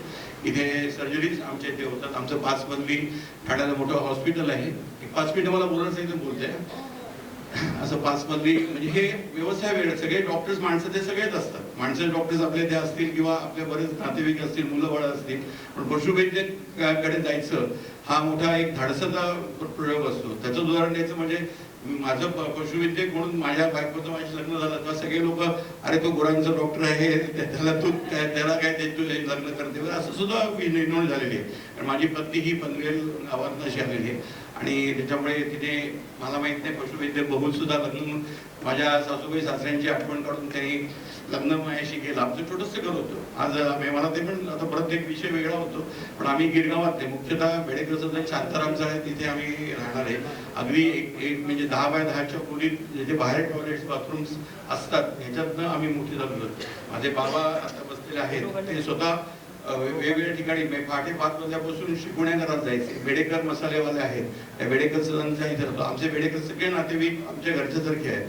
त्याच्यामुळे तिथे जाऊन ते शिकवायचे आणि आम्हाला आम्हाला ते मोठं त्यांनी केलेलं आहे आणि आम्ही 3 भाऊ असे एका खोलीमध्ये वाढलेलो. माझा मधला भाऊ पण टेक्स्टाईल इंजिनियर आहे. त्याच्या मिसेसच्या पण 2 बोटी लॉन्चेस ज्या आपण म्हणतो उरणच्या किनाऱ्यावरती ज्या लॉन्चेस चालतात त्या करमरकर फॅमिलीच्या लॉन्चेस आहेत. आता ह्याच्यामध्ये बरेचसे म्हणजे इतर म्हणजे लोक आहेत, धर्माचे लोक आहेत त्या व्यवसायामध्ये, पण आपला म्हणून असे करमरकर आणि बापट यांच्या लॉन्चेस भाऊच्या धक्क्यावरून पुढे उरण बंदरामध्ये जाणाऱ्या, सासवड्याला जाणाऱ्या अशा तिथे चालतात. तर तो माझा टेक्स्टाईल इंजिनियरचा भाऊ मधला आहे आणि मी मोठा भाऊ धाकटा भाऊ डॉक्टर धनंजय. असं होत असताना आमचे वेगवेगळे दवाखाने हॉस्पिटल होत गेलं. आम्ही पशुवैद्य आज आमचं ठाण्यामध्ये जवळजवळ 5 मजली मोठं हॉस्पिटल आहे. तिथे 40-50 टेबल आहेत आणि 40-50 कुत्र्यांची सोय आहे, 40-50 मांजरांची सोय आहे. आता त्याच्यानंतर माझी पुढची पिढी म्हणजे गिरीश बापट, पूजा बापट, नंतर धनंजय पाटील, याच्यानंतर माझा मुलगा डॉक्टर चंद्रशेखर बापट आता आपल्या समोर बसले. तो पण ऑर्थोपेडिक सर्जन झालेला आहे. अतिशय निष्णांत सर्जन म्हणून महाराष्ट्रात तो म्हणजे त्याचं नाव झालेलं आहे. आमची तर प्रचंड गर्दी असते, म्हणजे तुम्ही कल्पना पण करणार नाही की माणसांकरता गर्दी असते, पण कुत्र्यांकरता आणि मांजरांकरता लोक असे केजेस घेऊन रांगेने उभे असतात आणि त्याची ऑपरेशन्स आमच्या इथे वेगवेगळ्या प्रकारची केली जातात. अगदी ऑपरेशनचं द्यायचं उदाहरण झालं तर छोटी आपली हाडं जी असतात, म्हणजे एवढीशी करंगळी तर त्यांची मांजराचं किती असणार आहे, तर त्याला प्लेटिंग करण्याचं काम डॉक्टर चंद्रशेखर हे अप्रतिमरित्या करतात आणि त्याच्यात तो निष्णांत आहे. त्याचप्रमाणे माझी मुलगी डॉक्टर जान्हवी ही पण पशुवैद्यक आहेच, त्याच्याबरोबर निष्णांत सर्जन आहे. ती एक्झॉटिकचे ह्याच्याबरोबर तिने दुसरी लाईन पकडून तिने प्रॉस्टिक लेग्स म्हणजे आपण जयपूर लेग जो म्हटला जातो, जसं माणसामध्ये जयपूर लेग बसवला जातो तसं हा जयपूर लेगचा प्रकार अतिशय नवीन होता आणि म्हणजे माणसामध्ये ते शक्य होतं, पण कुत्र्या मांजरामध्ये हा बसवणं किंवा कुत्र्यामध्ये म्हणजे बसवणं हा फार कठीण होतं आणि त्याच्यात तिने मास्टर ऑफ सर्जरी त्याच्यात केली आणि तिने जवळ 7 ते 8 कुत्र्यांना असे प्रॉस्टिक लेग्स बनवून त्याला धावायला शिकवलं आणि त्याची मान्यता जगमान्यता तिला मिळाली आणि तिला खूप इंटरनॅशनल त्याचं अवॉर्ड मिळालं आणि त्याच्यामुळे तिची जी लाईन ऑफ थिंकिंग होती ती जरा वेगळी होती. त्याच्यामुळे आम्हाला आमचे जावई जे आहेत ते बर्वे म्हणून जे जावई आहेत ते आता नाही तिथे, पण ती कॅनडामध्ये सेटल झालेली आहे. तिचं अतिशय मोठं असं सुंदर घर आहे व्हिक्टोरियामध्ये आणि त्याच्यामुळे ती फॅमिली म्हणजे तिचं आता हॉस्पिटल तिथे व्हायची शक्यता आहे. कॅनडामध्ये बापटांचं एक हॉस्पिटल म्हणजे बापट आणि बर्वे असं दोन्ही हॉस्पिटल क्लिनिक होण्याची शक्यता कॅनडामध्ये. असा हा आमचा पशुवैद्य घरचाच जो आहे परिवार, हा पशुवैद्यकांचा परिवार आहे. डॉक्टर चंद्रशेखरची सौभाग्यवती आम्ही असं ठरवतो ना तर सगळेच पशुवैद्यक न करता आपल्याला हे सगळं सांभाळणारे पण कोणतरी असावं. या अनुषंगाने चंद्रशेखरच्या सौभाग्यवती जान्हवी, ती पण जान्हवी आहे, ती माझी मुलगी पण जान्हवी आहे आणि आमच्या सुनबाई पण जान्हवी आहेत. त्यांचे आज आई वडील इथे आलेले आहेत. रांगडे म्हणून त्या परिवार जे बागेवरचे रांगडे म्हणून प्रसिद्ध आहेत, त्यांचे स्वतःचं मोठं घर आहे, त्यांनी स्वतःचं त्यांचं मंदिर कृष्णाचं आहे, तिथे पण खूप आपल्या प्रमाणात उत्सव तिथे होतात. तर त्यांची पत्नी ते सगळे अकाउंट्स डिपार्टमेंट सगळे सांभाळते. आता या व्यवसायाला म्हणजे पशुवैद्यकाला एक दुसरी झालर म्हणून जी मिळाली ती आमची ट्रॅव्हलच्या व्यवसायाची. थोडी घेतो 5 मिनिटं चालेल ना. तर त्या ट्रॅव्हलच्या व्यवसायाची सुरुवात पण माझी अशी झालेली असू शकेल. एक मी सांगू शकतो की आमचा हा पशुवैद्यक व्यवसाय खूप सुंदर आहे, चाललेला आहे चांगला. पण त्याच्याबरोबर जेव्हा माझं लग्न ठरलं, मी पत्नी पूजा बापट आता आपल्याला खूप बघताय, तर मी ट्रॅव्हलची म्हणजे आपल्या वेगवेगळे किल्ले डोंगर बघण्याची खूप आवड होती आणि त्याच्याबरोबर आपली स्वतःचं चारधाम यात्रा करावी लग्नानंतर असं मी मनापासून ठरवलेलं होतं आणि ही चारधाम यात्रा करताना लग्नानंतर करायची आहे. त्याच्यामुळे मी सद्गुरूंना आमच्या विचारलं होतं की यात्रा मी अशी करू का, तर तेव्हा सद्गुरूंनी परवानगी दिली. ती म्हटलं त्याचं संपूर्ण हे सांभाळावं लागेल, त्याची मला कल्पना आहे म्हटलं. त्याच्यामुळे ती कल्पना करून आम्ही 15 दिवस पहिली चारधाम यात्रा लग्नानंतर केली ती आणि त्या चारधाम यात्रे झाल्यानंतर तिच्या आम्ही इतके प्रेमात पडलो. त्याचं एक उदाहरण म्हणून 2 मिनिटं ती मला दिली, ती 10-15 मिनिटं आहेत सांगितलं तर म्हणून बोलते. तर त्याचं उदाहरण म्हणून तुम्हाला मी एक सांगू शकतो की आम्ही पहिली जी चारधाम यात्रा केली ती आमच्या बऱ्याच कंपन्या बऱ्याच ट्रॅव्हल ज्या आहेत आपला एक पुढचा याच्यामध्ये आम्ही त्याची माहिती देऊ, पण त्याच्यातलं एकच उदाहरण मुख्यतः देतो की आम्ही चारधाम यात्रा करताना आम्ही केदारनाथ आपल्याला सगळ्यांना माहिती आहे, त्याचे बरेच तुम्ही गोष्टी ऐकल्या असाल, पण केदारनाथचं जे शिवलिंगाचं दर्शन जे आम्हाला घडलं आहे ते न भूतो न भविष्याचं दर्शन घडलं होतं. त्याचं उदाहरण म्हणजे कसं होतं, आम्ही चारधाम यात्रा करत असताना त्यावेळी आम्ही ज्या चारधाम यात्रा करतोय त्या अतिशय सुंदर बसने घेऊन जातोय, लक्झरी राजधानी परत AC बस सगळे आता नवीन सगळे प्रकार जे अवलंब तसे करतो, पण पूर्वी तसं काही नव्हतं. जिथे बस असेल ते थांबायला लागायचं, तुम्हाला उतरायला लागायचं आणि तुम्हाला तुमच्या ठिकाणी जावं लागायचं. तसं चारधाम यात्रा करताना केदारनाथचा हा 17-18 किलोमीटरचा चढीचा टप्पा आहे. आता तो वाहून गेल्यानंतर तो रस्ता 20-22 किलोमीटर झाला, पण पूर्वी 14 किलोमीटर होता. तो टप्पा पार केल्यानंतर आम्ही जेव्हा पोहोचलो केदारनाथच्या जवळ, तिथे तेव्हा महाराष्ट्र सदन होतं. आता हे महाराष्ट्र सदन आणि इथे बऱ्याच वास्तू प्रलयामुळे वाहून गेल्या, त्याचं सुद्धा वेगवेगळंच महत्व आहे. ही प्रलयानंतर वाहून गेल्यानंतर केदारनाथ मंदिरचे बऱ्याच लोकांनी बघितलं असेल. नंतर ते मंदिर टिकलं म्हणजे एक प्रचंड शिला ही जिजा 10 ते 12 कॅन्स जरी क्रेन्स जरी आले तरी उचलू शकणार नाही अशी प्रचंड शिला आज केदारनाथच्या मंदिराच्या मागे आलेली आहे. आणि त्या मंदिराच्या त्या मागे आलेल्यामुळे संपूर्ण मंदिर वाचलेलं आहे. नंतर आणि ती शिला कशी आली काय आली काहीही समजू शकत नाही. देवाचा चमत्कार म्हणतो आपण किंवा केदारनाथची कृपा म्हणा की शंकराचं एक अस्तित्व जे आहे ते मूर्तिमंत उदाहरण तुम्हाला जेव्हा तुम्ही केदारनाथचं दर्शन घ्याल तेव्हा तिथे दिसेल. तर अशा दर्शनाकरता आम्ही संध्याकाळी ते रात्री 2 वाजता पोहोचलो होतो आणि तिथे गर्दी इतकी प्रचंड होती की आम्हाला राहायला महाराष्ट्र जागा नव्हती म्हणून आम्ही मंदिराजवळच गेलो. आणि मंदिराजवळ गेल्यानंतर तिथेच बाहेर थांबलो होतो. 2-2.5ची वेळ प्रचंड थंडी 2-2 स्वेटर असून सुद्धा थंडी न म्हणत होती अशी थंडी होती. तिथे गुरुजी जे आले ते 3 वाजता तिथले गुरुजी तिथे आले पुरोहित गुरुजी आले आणि त्यांनी सांगितले अरे अरे बेटे क्या बैठे हो इधर जाओ मंदिर खुलने को टाइम है बहुत 4 बजे आओ असं त्यांनी सांगितलं. तर ते ऐकलं तर आम्ही परत तिथेच होतो. तो आत गेला आणि परत तो बाहेर आला 3-3:15 परत तो बाहेर आला पहाटे आणि म्हणाला अरे क्यों बेटे जाओ बोला तुम गए की नाही. आम्ही तरीच होतो ते आमचं जपण आणि तेव्हा एक उर्मी होती दर्शनाची उर्मी होती अंगात थोडीशी ताकद होती यंग होतो आम्ही थोडेसे म्हणून त्या थंडीमध्ये आम्ही तसंच तिथे नामस्मरण करत बसलो. मग त्यांनी आम्हाला ते बघून त्यांनी आम्हाला आत घेतलं आणि त्यांनी आम्हाला आत घेतल्यानंतर आणि त्यांनी आम्हाला शिवलिंगाजवळ घेऊन गेलं. आता तुम्ही ते दर्शन घेऊ शकणार नाही नक्की सांगतो तुम्हाला मी. पण ते घेऊन गेल्यानंतर जे तुम्ही काही लोकांनी बघितलं असेल तर म्हशीच्या पाठीचं शिवलिंग असतं प्रचंड असतं ते शिवलिंग आहे असे खूप मोठं असेल असं एवढा मोठा आकार त्याचा आहे. आणि त्या त्याच्या ह्याला आता कमळ केले तेव्हा ते चांदीचं कमळ होतं. आता मोदी सरकार आल्यानंतर ते सुवर्णाचं कमळ केलंय सुवर्णाची मागे सगळे आणि ते संपूर्ण कमळ असं उघडतं आणि ते संपूर्ण कमळ त्यांनी आम्हाला उघडून दाखवलं आणि ते अजून कधी ते उघडलं गेलेलं नाहीये नंतर ते उघडत पण नाहीत आता. आणि त्याच्या शिवलिंगाच्या चारी बाजूनी मंदाकिनी वाहतीये. जो प्रलय आलेला होता ती मंदाकिनी नदी खालपर्यंत वाहतीये त्या शिवलिंगासमोर. हे दर्शन देवदत्त दर्शन आम्हाला तिथे झालं आणि आम्ही त्याच्या एवढे प्रेमात पडलो आणि त्या दर्शनानंतर आम्ही एवढे भारावून गेलो की हे सद्गुरूंची कृपा म्हणून आम्हाला हे असं आणि सद्गुरूंचे आम्हाला आशीर्वाद होते जरूर तुम्ही चारधाम यात्रा करा. आणि त्या आशीर्वादामुळेच आम्हाला प्रत्यक्ष सद्गुरू आमचे शिवस्वरूपच आहेत आणि त्यांचं दर्शन या केदारनाथच्या रूपात आम्हाला तिथे झालं. आणि त्या प्रेमात पडल्यानंतर आमची ही यात्रा झाली आणि आम्ही घरी परतलो. ती सांगितल्यानंतर ती माहिती सांगितल्यानंतर सर्व लोकांना एवढं बरं वाटलं की माझ्या मिसेसच्या बरंच मावशी आहेत 7-8 मावशी आहेत त्या बोलल्या अरे तुझा जावई त्याला सांग आम्हाला पण घेऊन जायला. मग त्यांना त्यांच्या सगळ्या मावशांना वगैरे आम्ही घेऊन गेलो. त्यानंतर माझ्याकडे इथे 7-8 मावशी आहेत बऱ्याच लोकांनी इथे पाहिल्या आहेत माझ्या नातेवाईक त्यांना माहिती आहेत तर त्यांना घेऊन गेलो. अशी आमची ही रामकृष्ण ट्रॅव्हल्स सद्गुरूंची दुसरी कंपनी त्याची आम्ही स्थापना केली आणि रामकृष्ण ट्रॅव्हल्स ही यात्रा कंपनी चालू झाली. आज आम्ही जवळजवळ 100-150च्या पुढे चारधाम यात्रा केल्यात.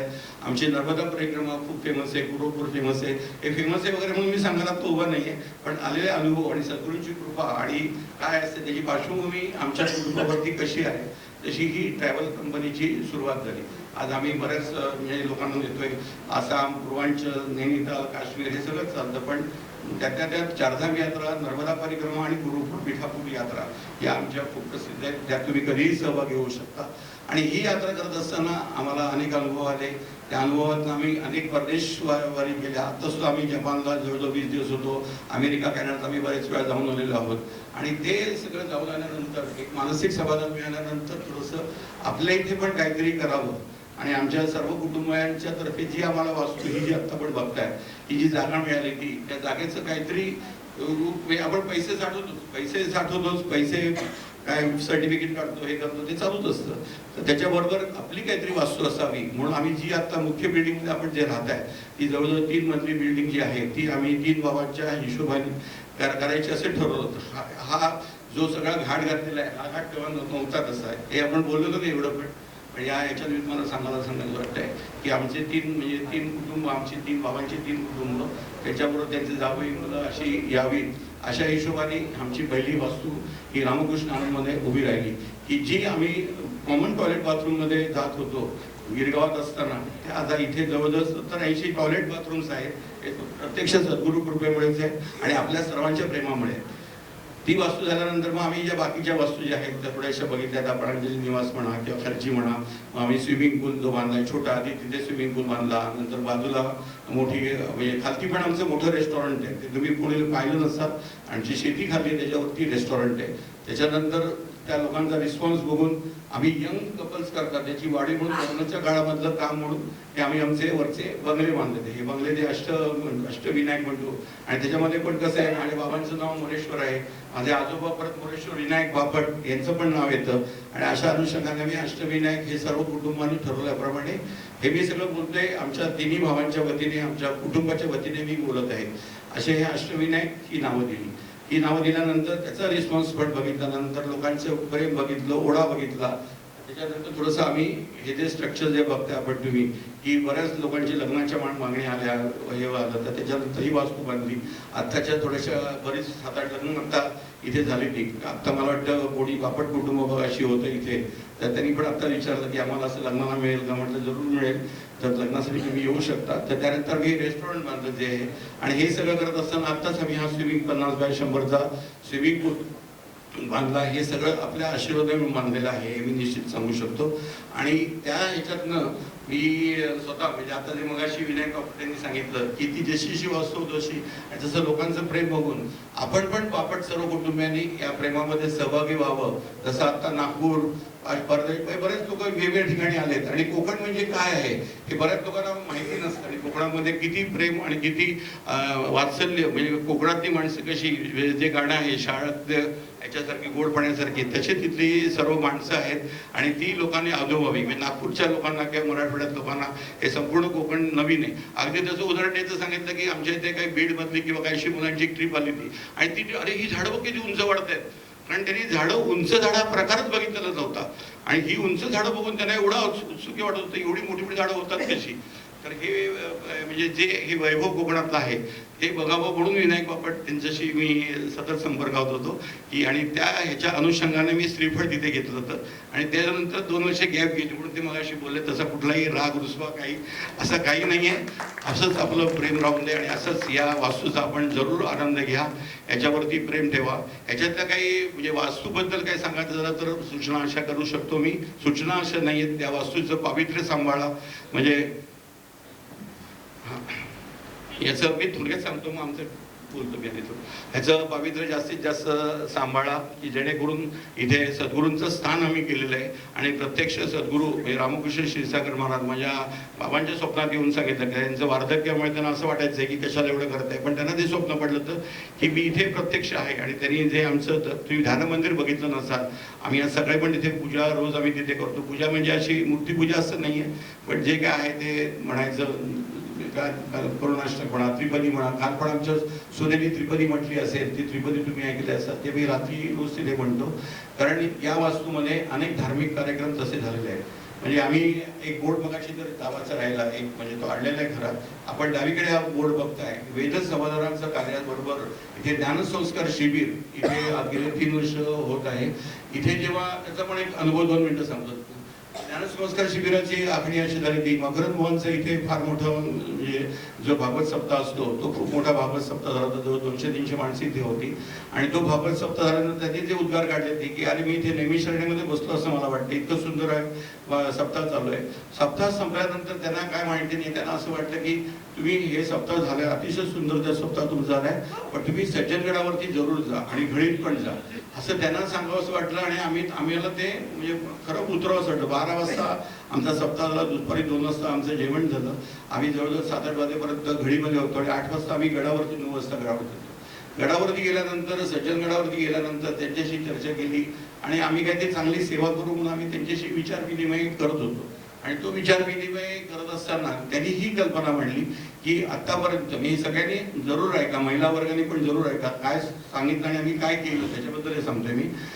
तर त्यांनी अशी सूचना केली की आतापर्यंत गडावरतीच म्हणजे 23 एप्रिलच्या परीक्षा झाल्यानंतर मे महिन्याच्या काळामध्ये जवळजवळ 7 दिवसांचा 9 वर्षापासून 14 वर्षाच्या मुलांपर्यंत संपूर्ण ज्ञानसंस्कार शिबिर पहाटे 4 वाजल्यापासून उठून पहाटे 5 वाजल्यापासून ते रात्री 9-10 वाजेपर्यंत अतिशय अप्रतिम असं शिबिर ते घेतात. आणि ह्या सगळ्या गडावरची सगळी म्हणजे सेवेकरी जे गडाचे पट्टेधारी असतात ते स्वतः घेतात आणि ते स्वतः सगळं हे देतात. म्हणजे त्याच्यामध्ये योगाचे शिक्षक असतात, नंतर विविध कलाची माहिती देणारे असतात, नंतर स्वतः अजय बुवा असतात, ते काही त्यांचे लेक्चर्स असतात. ते मी सगळं तुम्हाला आता सांगणार नाहीये, पण अतिशय सुंदर मुलं भारावून जातात आणि घरी गेल्यानंतर ती स्तोत्र म्हणायला लागतात. त्या त्याप्रमाणे असणं करायला लागतात आणि त्याच्यातला फरक अनेक मुलांना जाणवतो, आपल्या पाल्यांना जाणवतो. आणि हे संपूर्ण शिबिर आमचं विनामूल्य असतं. म्हणजे बापट कुलसंमेलनाला आल्यानंतर तुम्ही इथून काय घेऊन जाल, तर हे निश्चित घेऊन जाल असं मी सांगतो. इथलं वातावरण, हवा, सद्गुरूंचे आशीर्वाद हे आपल्या पाठीशी आहेत. पण या ज्ञानसंस्कार शिबिरामध्ये आपण आपल्या मुलांना, पाल्यांना, नातेवाईकांना जरूर पाठवा. अगदी मागच्या वर्षी नागपूर, बुलढाण्यापासून मुलं होती, 9 वर्षापासून 14 वर्षापर्यंत. 23 एप्रिल ते मी लावणार आहे, तो बोर्ड लागला गेला नाही आमच्या घाईगडबडीत. 23 एप्रिल ते 29 एप्रिल ही त्यांनी 5 वर्षाची सांगितलेली आहे. म्हणजे त्यांनी सांगताना सांगितलंय, कारण का जसा काही मुलं रिपीट पण होतात आणि आम्ही मुलांसाठी, मी आता जो आपण मुख्य बिल्डिंगमध्ये राहत आहे त्या बिल्डिंगमध्ये आम्ही मुलांची व्यवस्था केलेली असते, मुलींची व्यवस्था दुसऱ्या मजल्यावरती असते आणि त्यांना कपडे वाळवण्यासाठी आम्ही वरती टॉप दिलेला असतो, खाली त्यांचे पाल्ले असतात. आणि त्याच्याबरोबर त्यांचे जर का कोणी त्यांचे पालक आले तर त्यांची आम्ही व्यवस्था इथे करतो आणि त्यांना पण आम्ही काही सेशन्स देतो. असं सगळं हे शिबिर विनामूल्य असतं, हे लक्षात घ्या. फक्त रजिस्ट्रेशनचे 50-100 रुपये आम्ही काय जे घेतो ते फक्त तिथे असतात. तर अशा करता तुम्ही जरूर पाठवा, इथल्या वातावरणाचा आनंद घ्या. आता थोडंसं सांगायचं म्हणजे आपण आपले जे मुख्य कार्यक्रम जे आहेत, जे मी आमच्या सगळं बापट कुटुंबियांच्या वतीने बोलतोय, काशीनाथ बापट आणि हे त्यांचं इथे एकादशी मंडळ, इथे खूप सुंदर असं एकादशी मंडळ आहे की ज्याची परंपरा आज 155 वर्ष, लक्षात घ्या, 155 वर्ष आज अखंडपणे त्रिपुरी पौर्णिमेपासून आपल्या ह्याच्या कोजागिरी पौर्णिमेपासून त्रिपुरी पौर्णिमेपर्यंत 1 महिन्यामध्ये काकड आरती पूर्ण असते. आणि अतिशय अप्रतिम अशी रत्नागिरी जिल्ह्यातील तर महाराष्ट्रातली पूर्णपणे एकमेव अशी 1.25 तासाची उभं राहून अतिशय शिस्तबद्ध चालणारी काकड आरती या केळे ग्रामस्थ मंडळ एकादशी मंडळ करतं. आणि त्याची मी अट असं नाही, त्याची मी विनंती केली होती की आपल्या ट्रस्टींना की ही अशी आपण आरती ठेवावी. तर अशी काकड आरती कार्यक्रम उद्या, आणि तिचं टायमिंग पण ठरलेलं आहे, कारण देवाला आपण आळवणी करतोय. प्रत्यक्ष देव जेव्हा तुमची आरती ऐकायला येतात किंवा ते तुम्हाला दर्शन देतात, ही भावना ठेवून आपण उद्या सकाळी पहाटे म्हणजे 4:45 वाजता आपण यायचं आहे आणि ती 6 वाजेपर्यंत आपली आरती असते. तर त्या आरतीचा तुम्ही आस्वाद घेऊ शकता. आरतीमधल्या काही सूचना आहेत त्या पूजा बापट देतील. त्याच्यानंतर आपली शोभायात्रा आहे, त्याच मंदिरापर्यंत आपण जाणार आहोत गाडीनी. त्याची जी मांडणी आहे ते परत एकदा आपण रिपीट करू, पाहिजे नंतर पण एकदा सांगू. आपल्याला सकाळी 9 वाजता इथे परत येण्याकरता सकाळची 6ची आरती संपली की थोडासा आम्ही त्यावेळी सकाळचा पण एक नाश्ता ठेवलेला आहे, उद्या सकाळचा पण तो म्हणजे ट्रस्टीनी किंवा बापटेंनी सांगितलेलं नाही, पण आमच्यातर्फे आम्ही आरतीला लोक जमतात कारण 4 वाजल्यापासून उठलेले असतात. तो नाश्ता असेल, मेन नाश्ता आपला असेलच. त्यावेळी आपल्याला सकाळी 7 वाजता त्या मंदिरात पोहोचायचं आहे आपापल्या गाड्या घेऊन. आणि आपापल्या गाड्या घेऊन इतरांना मदत करून मंदिर 1-1.25 किलोमीटर लांब आहे, म्हणजे अर्धा तास ते 20-25 मिनिटं चालत जायला लागतात. आणि तिथून आपण सर्व पारंपरिक वेशातनं, पोशाखातनं गाजत त्यांनी काशीनाथ बापट यांनी आपल्याला ढोल ताशाची पण व्यवस्था केली आहे. अशी शोभायात्रा आपण आपलं तुमचं मूळ घर जे आहे आमचे सगळे बसलेले काका, त्या मूळ घरावरती तिथे आमचं स्वयंभू गणपती आहे, त्याचं दर्शन घेऊन आपण इकडे परत येणार आहोत. अशी यात्रा परत आपल्याला 9 वाजता आणायची आहे, त्यामुळे आपल्याला तिथे 7:15 पोहोचायचं आहे. पालखी 7:30-8:45 घेऊन आपण 9 पर्यंत इथे येणार आहोत. इतर पुढच्या सूचना पूजा बापट देतील. नमस्कार. आपण कालपासून श्री रामकृष्ण आनंदवन येथे आलेले आहात आणि 2020 साली हे संमेलन इथे होणार होतं. ठरलेलं पण होतं, तारखा पण ठरलेल्या होत्या, आमच्या कमिट्या पण स्थापन झाल्या होत्या. परंतु कोरोना सारखा महामारी आल्यानंतर ते होऊ शकलं नाही 2020 मध्ये. त्याच्यानंतर 2022 पुण्याला झालं आणि यावर्षी 2024 मध्ये आपण सर्वजण इथे आलेले आहात. तुमचं परत एकदा स्वागत. आणि काही सूचना मी ग्रुपवर टाकलेल्याच आहेत राहण्याच्या संबंधित, परंतु आता एक अजून थोड्याशा सूचना उद्याच्या आणि आजच्या कार्यक्रमाच्या मी देत आहे. सर्वप्रथम आपला जो कार्यक्रम पत्रिका सर्वांच्या हातात आहेच, मोबाईलवर सगळ्यांना आपण पाठवलेली आहे PDF, त्याप्रमाणे प्रोग्राम होतील. तसंच आज एवढ्या मोठ्या प्रमाणावर आपण सर्व बापट इथे जमलेले आहोत आणि त्यामुळे इथे सलोख्याचं वातावरण, प्रेमाचं, स्नेह संमेलन आहे. त्यामुळे स्नेहाचं आणि सलोख्याचं वातावरण इथे निर्माण झालेलं आहे. त्यामुळे आपण शक्यतो कोणीही एकमेकांशी समजा असं वाटत असेल जिथे कुठे आपल्या दोघांच्यात काही वाद होते तिथे आपण सुसंवाद साधून इकडे परत आनंद वनामध्ये आनंदी वातावरण निर्माण करायचं आहे. आणि आपल्या घरी जसं कार्य असतं, एखादं लग्नाचं कार्य असलं की आपण सगळेजण एकत्र मिळून समोरच्याचा काही जर चुकत असेल तर त्याला सावरून घेऊन आपण ते कार्य निर्विघ्नपणे पार पाडण्याचा प्रयत्न करतो. अगदी तसंच हे स्नेहसंमेलन आपल्या सर्व बाबतांचं एक कार्य आहे, जे 2 वर्षांनी आपण सगळेजण एकत्र येऊन उत्साहाने साजरं करतो. हे कार्य आज आपण सगळ्यांनी मिळून एकत्रितपणे उद्यापासून आजपासून सगळ्यांनी मिळून ते साजरं करायचं आहे. कोणाची काही चूकभूल झाली एकमेकांना सांभाळून पुढे जायचं आहे. तसंच उद्या आता सांगितलं डॉक्टर गिरीश यांनी की उद्या पहाटे इथे 4:30ला सगळ्यांनी जमायचं आहे. त्याचा पेहराव जो आहे त्याचा आपण काटेकोरपणे पालन करायचं आहे. सकाळी 4:30 वाजता इथे जमायचे म्हणून कोणीही नाईट गाऊन नाईट ड्रेस याच्यातनं यायचं नाहीये, किंवा स्लीवलेस मिनी कपडे किंवा बरमुडा हे कोणतेही कपडे चालणार नाहीत. पारंपरिक वेश घालून आपल्याला इथे यायचं आहे. 4:30ला जमायचं आहे. 4:45ला शार्प 4:45ला इथे आरती सुरू होईल, काकडे आरती. त्या आरतीची पुस्तकं आम्ही छापलेली आहेत, ती तुम्हाला सगळ्यांच्या हातात मिळतील, म्हणजे तुम्हालाही त्याच्यामध्ये इथेच आपण याच आपल्या मंडपात आपण सगळेजण जमणार आहोत आणि इथे कृष्णाच्या समोरच आरती होणार आहे. त्यामुळे सगळ्यांनी इथे 4:30 वाजता हजर राहायचं आहे. आरती झाल्यानंतर आपल्याला 6 ते 7 आवरायला वेळ दिलेला आहे. त्याच्यानंतर 7 वाजता जेव्हा आपण सगळे मंदिराकडे जाणार आहोत, लक्ष्मीकांत मंदिराकडे आपल्याला सगळ्यांना जायचं आहे. त्याच्यासाठी ज्यांनी गाड्या आणलेल्या आहेत त्यांच्या ड्रायव्हरना सुद्धा सूचना आहे की त्यांनी सुद्धा पहाटे 6 वाजता उठून तयार व्हायचं आहे, कारण सगळ्यांना मंदिरापर्यंत तुम्हाला सोडायचं आहे. तर त्याच्यासाठी ड्रायव्हरही आम्हाला तयार हवे, त्यांनी पण इथे हजर राहायचं आहे. 7 वाजता आपल्याला इकडे तयार होऊन सगळ्यांनी गाड्यांमध्ये बसून आपण आमचे लक्ष्मीकांत जे मंदिर आहे तिथे आपण जाणार आहोत. आणि तिथे गेल्यानंतर आपण इकडनं पालखी तयार असेल, सनई चौघडा पण आपल्या बरोबर आपण अरेंज केलेला आहे. त्या पालखी सहितमध्ये आपण येणार आहोत. त्या पालखीमध्ये पेहराव परत सगळ्यांनी साडी, स्त्रियांनी म्हणजे आपण ज्या विवाहित स्त्रिया आहेत, सगळ्या मोठ्या स्त्रिया आहेत, त्यांनी साडी नेसायची आहे. नऊवारी नेसायची, नऊवारी आणली असेल नऊवारी नेसा, नथ घाला, 5वारी साडी नेसा. आणि ज्या कुमारिका आल्या असतील त्यांनी पंजाबी ड्रेस घातले तरी चालतील, परंतु स्लीवलेस आणि बाकीचे इतर कोणतेही कपडे चालणार नाहीत. आणि पुरुषांनी पण पेहराव करायचा आहे, काय छप्पा लेंगा वगैरे असेल तसं घालायचं आहे. आणि मग आपण पालखीमध्ये व्याडेश्वर आणि अंबेजोगाईचे फोटो ठेवून येताना आपण गजर करत करत येणार आहोत. विसुभाऊ गजर सांगतील त्यांच्या मागे आपण करू. बाकीच्यांना कोणाला मध्ये काही गजर सांगायचे असतील तर ते सांगायचे. आणि आपण असे गजर करत इथपर्यंत आपण पालखी आणणार आहोत. आणि पालखी आणून इथे आल्यानंतर मग आपला नाश्ता होणार आहे. अशा प्रकारचा उद्या आपला पहाटेचा कार्यक्रम हा आहे. आणि या ठिकाणी इथे आपण फेर धरणार आहोत, म्हणजे प्रदक्षिणाची धन्य धन्य प्रदक्षिणा खूप जणांना पाठ आहे ती आपण म्हणून आपण इथे फेर धरू. आणि मग त्याच्यानंतर त्या कार्यक्रमाची सांगता होऊन पुढली संमेलनाची आपली परत सुरुवात होईल. तर अशा तऱ्हेचा आपला कार्यक्रम आहे.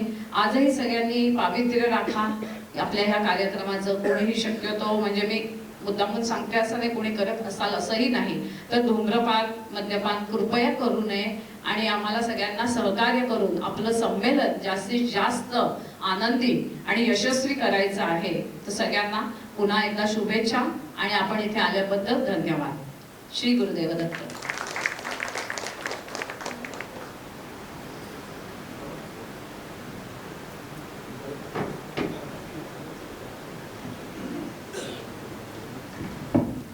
धन्यवाद गिरीश दादा आणि पूजाताई.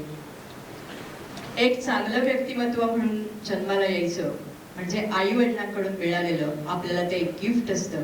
पण एक चांगली व्यक्ती म्हणून जगणं ही स्वतःची अचिव्हमेंट असते. रुळलेल्या वाटेने जाणारे बरेच जण असतात, पण स्वतःची वाट निर्माण करणारा एखादाच असतो. असे हे बापट, ज्यांच्या 3 पिढ्या आज इथे आहेत, त्यांच्याकडून जे जे आपण ऐकलं ते इतकं ऐकत होतो आपण की काय काय लक्षात ठेवू यातलं.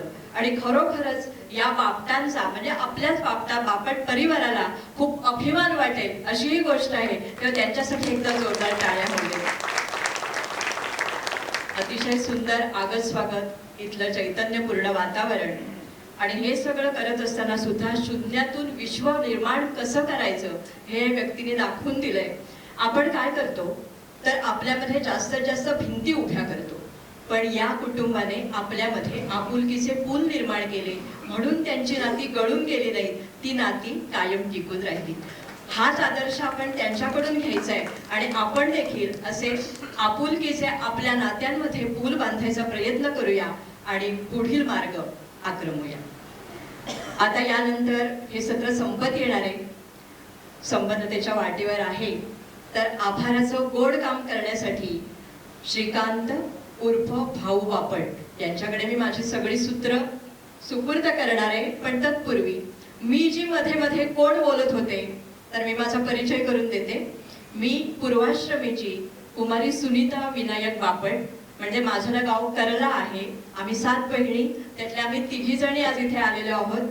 एक माझी देवगडहून पहिली मोठी बहीण आलेली आहे, एक माझी 7 नंबरची बहीण आहे. आम्ही 7 बहिणी, मी 2 नंबर आणि आताचं माझं नाव आहे सौ अनुया अवधूत पाम. माझे मिस्टर आणि मी आम्ही दोघंही आकाशवाणी कलाकार आहोत. माझ्या मिस्टरना अलीकडेच पंडित ही उपाधी मिळाली. ते सगळी वाद्य वाजवतात आणि ते उत्तम कंपोजर आहेत, आता निवृत्त कलाकार म्हणून आहेत. आता जाता जाता आम्ही फक्त 2 चारोळ्या सादर करते आणि नंतर भाऊंच्या हाती सगळी सूत्र सुपूर्द करते आणि आपली रजा घेणार आहे. आभार तुमचे मानावे इतके तुम्ही परके नाही, आभार तुमचे मानावे इतके तुम्ही परके नाही, आठवणीतून भेटत राहू भेटलो जरी सारखे नाही. सुंदर शाया सोहळ्यासाठी नेहमीच आपण ऋणात राहू, सुंदर शाया सोहळ्यासाठी नेहमीच आपण ऋणात राहू, नाते हृदयी जपण्यासाठी एकमेकांच्या मनात राहू, एकमेकांच्या मनात राहू. रंगेल अन संपेलही आजचा हा सोहळा, रंगेल अन संपेलही आजचा हा सोहळा, योग आला भेटण्याचा आगळा अन वेगळा. आम्ही जरी येथे असू, म्हणजे हे सगळे विश्वस्त, आम्ही जरी येथे असू परिश्रेय हे अपुले असे. कारण आपण जर इतक्या संख्येने उपस्थित राहिला नसतात तर कार्यक्रमाला शोभा आली नसती. म्हणून आम्ही जरी येथे असू परिश्रेय हे अपुले असे, भिस्त इथल्या या यशाची ही तुम्हा बापटांवरी, ही तुम्हा सर्वांवरी. धन्यवाद. शुभ दुपार. शुभ दुपार.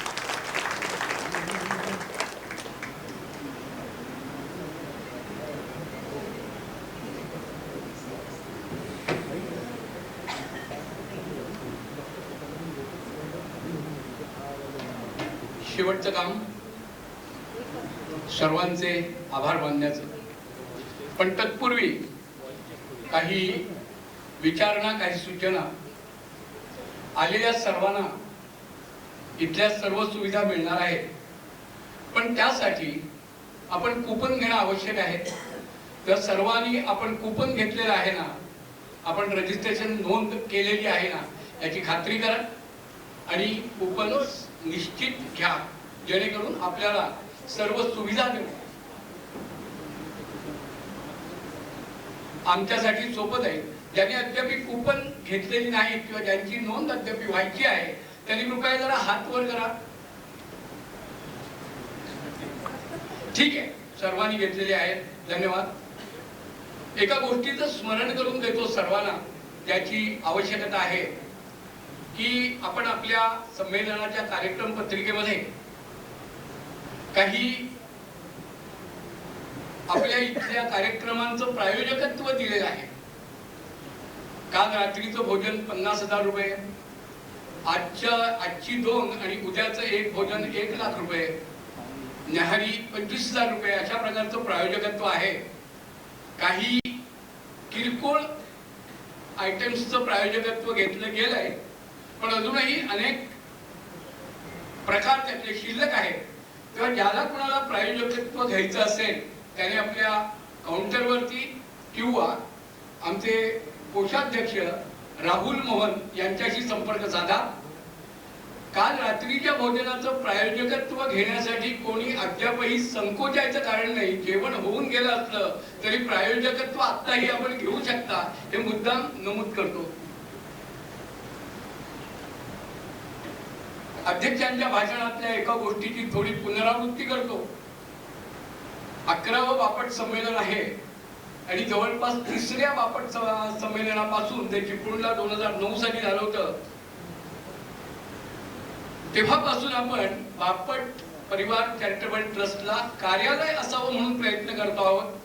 आपण निरंतर प्रयत्न करतो आहोत, पण सिद्धीचा भाग काही अद्यापपर्यंत साध्य होत नाही. पण आता ह्या संमेलनात इथून नागपूरला प्रस्थान करताना किंवा औंधला प्रस्थान करताना 2 आपल्याकडे प्रस्ताव आलेले आहेत, आपल्याला माहिती आहे. आपण असा एक संकल्प करू की पुढील संमेलनाच्या आत आपला बापट परिवार चॅरिटेबल ट्रस्ट हा गृहस्थ झालेला असेल, असा आपण निश्चित संकल्प करूया. त्याचबरोबर जर कुणाला आपलं घर अगदी देणगी म्हणून नाही पण अल्प दराने, स्वल्प दराने किंवा अत्यल्प दराने द्यायचं असेल तरीही त्यांचे प्रस्ताव त्यांनी अवश्य द्यावे. त्यावरती अध्यक्ष आणि विश्वस्त मंडळ निश्चित विचार करून निर्णय घ्या. आभार प्रदर्शनाकडे वळताना प्रथमतःच आभार मानायला हवेत ते डॉक्टर गिरीश आणि सौभाग्यवती पूजाताई या दाम्पत्याचे. अनेक वेळा आम्ही इथे आलो, बैठका झाल्या. 2018च्या संमेलनासाठीही बैठका झाल्या होत्या. मध्यंतरी एक वेळ, आता माननीय विनायकरावांनी त्यांना आठवण करून दिली, एक वेळ आम्हाला ते संमेलन रद्द करावं लागलं होतं कोरोनामुळे. एक वेळ 10वं असल्यामुळे अन्यत्र हलवलं गेलं होतं. पण अंतिमतः आज आपण केळ्यामध्ये आलो, आपल्या संमेलनाची सुरुवात झाली आणि अप्रतिम व्यवस्था डॉक्टर गिरीश पूजाताई यांच्या मार्गदर्शनाखाली सर्व बापट मंडळींनी केली. यासाठी त्यांचे मनापासून मनपूर्वक हृदयपूर्वक आभार. या संमेलनाच्या पहिल्या उद्घाटनाच्या सत्राचं सूत्रसंचालकत्व सुनीता विनायक उर्फ सौभाग्यवती अनुया अवधूत बाम यांनी केलं. चिपळूणमध्ये संमेलनात जे होते त्यांना त्यांचा परफॉर्मन्स आठवत असेल. त्यांनी स्वागत गीत सादर केलं होतं आणि त्याचे शब्द होते, व्याडेश्वर योगेश्वरी प्रसन्न व्हाया, अशा प्रकारचे. आजही त्यांनी आपला उत्तम सूत्रसंचालनाचा गुण इथे दाखवून दिला. त्यांचेही मनपूर्वक आभार. इथल्या सगळ्यांचे आवाज त्यांनी तुमच्यापर्यंत पोहोचवले. त्या ध्वनिवर्धक व्यवस्था ही अतिशय उत्तम रीतीने त्यांनी आपल्याला उपलब्ध करून दिली. त्यांचेही आभार. उद्या सबंध महाराष्ट्र, सबंध भारत, किंबहुना सबंध जग तुमची उपस्थिती ज्यांच्या माध्यमातून पाहणार आहे ते दृकश्राव्य चित्रीकरणवाले, ज्याला आपण ऑडिओ व्हिज्युअल शूटिंग म्हणतो, ते करणाऱ्यांचेही मनपूर्वक आभार. या संमेलनासाठी ज्यांनी कष्ट केले, जे पडद्याआड आहेत, जे कधीही समोर आपल्या येणार नाहीत, पण कोणी मांडव घातला, कोणी मांडव सजवला, कोणी जेवणाची व्यवस्था केली, कोणी स्वयंपाक केला, कोणी अन्य कष्टाची कामं केली, त्या सर्व कष्टकरी कर्मचाऱ्यांचे बापट परिवार चॅरिटेबल ट्रस्ट तर्फे मनपूर्वक आभार. तुमचेही आभार, कारण तुम्ही कुलबंधू भगिनी जर उपस्थित राहिला नसतात तर हा समारंभ इतका चांगला झाला नसता. म्हणून आपला वेळ, आपला प्रवास, अशा प्रकारचे कष्ट सहन करून जी मंडळी आली त्यांचेही आभार. सर्व माहेरवाशिणींचे आभार. पण या समयी मला एक वेगळा विषय मुद्दाम प्रस्तुत करायचा आहे आणि मी आभार मानणार आहे ते बापट घराण्यातल्या सर्व सासूरवाशिणींचे. कारण माहेरवाशिणींचं कौतुक नेहमीच होतं बरं का. मुलगी आम्हाला प्रिय असते, आई आम्हाला प्रिय असते, बहीण आम्हाला प्रिय असते. त्या अन्य घरी जातात तरीही आमच्याशी संपर्कात राहतात, म्हणून आपण त्यांचं कौतुक करतो, ते आवश्यकही आहे. पण एक गोष्ट लक्षात घ्यायला हवी की बापटांची घरं माहेरवाशिणी चालवत नाहीत, तर अन्य कुळातून आलेल्या बापटांच्या सासूरवाशिणी आमची बापटांची घरं चालवतात.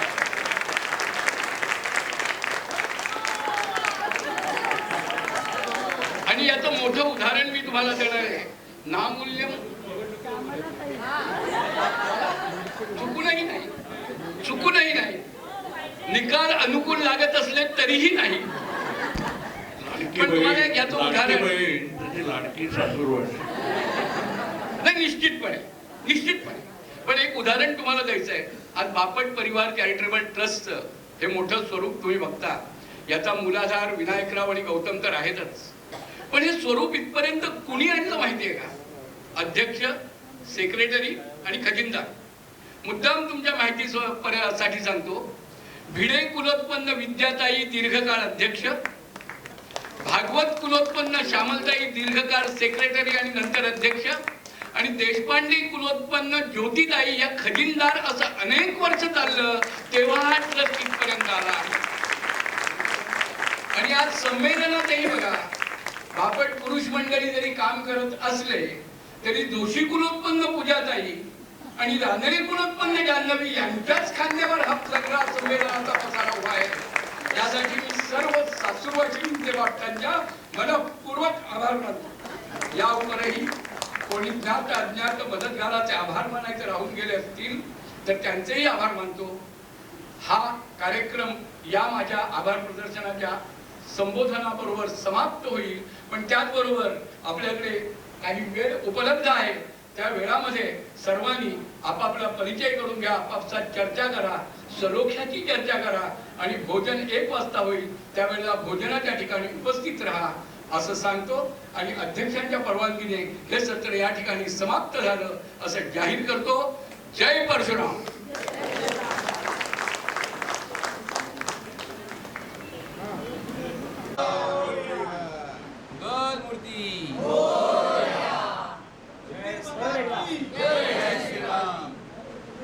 हर हर फोटो काढ त्यांनी फोटो काढ. पुढच्या वर्षी राखेतून भेटूया.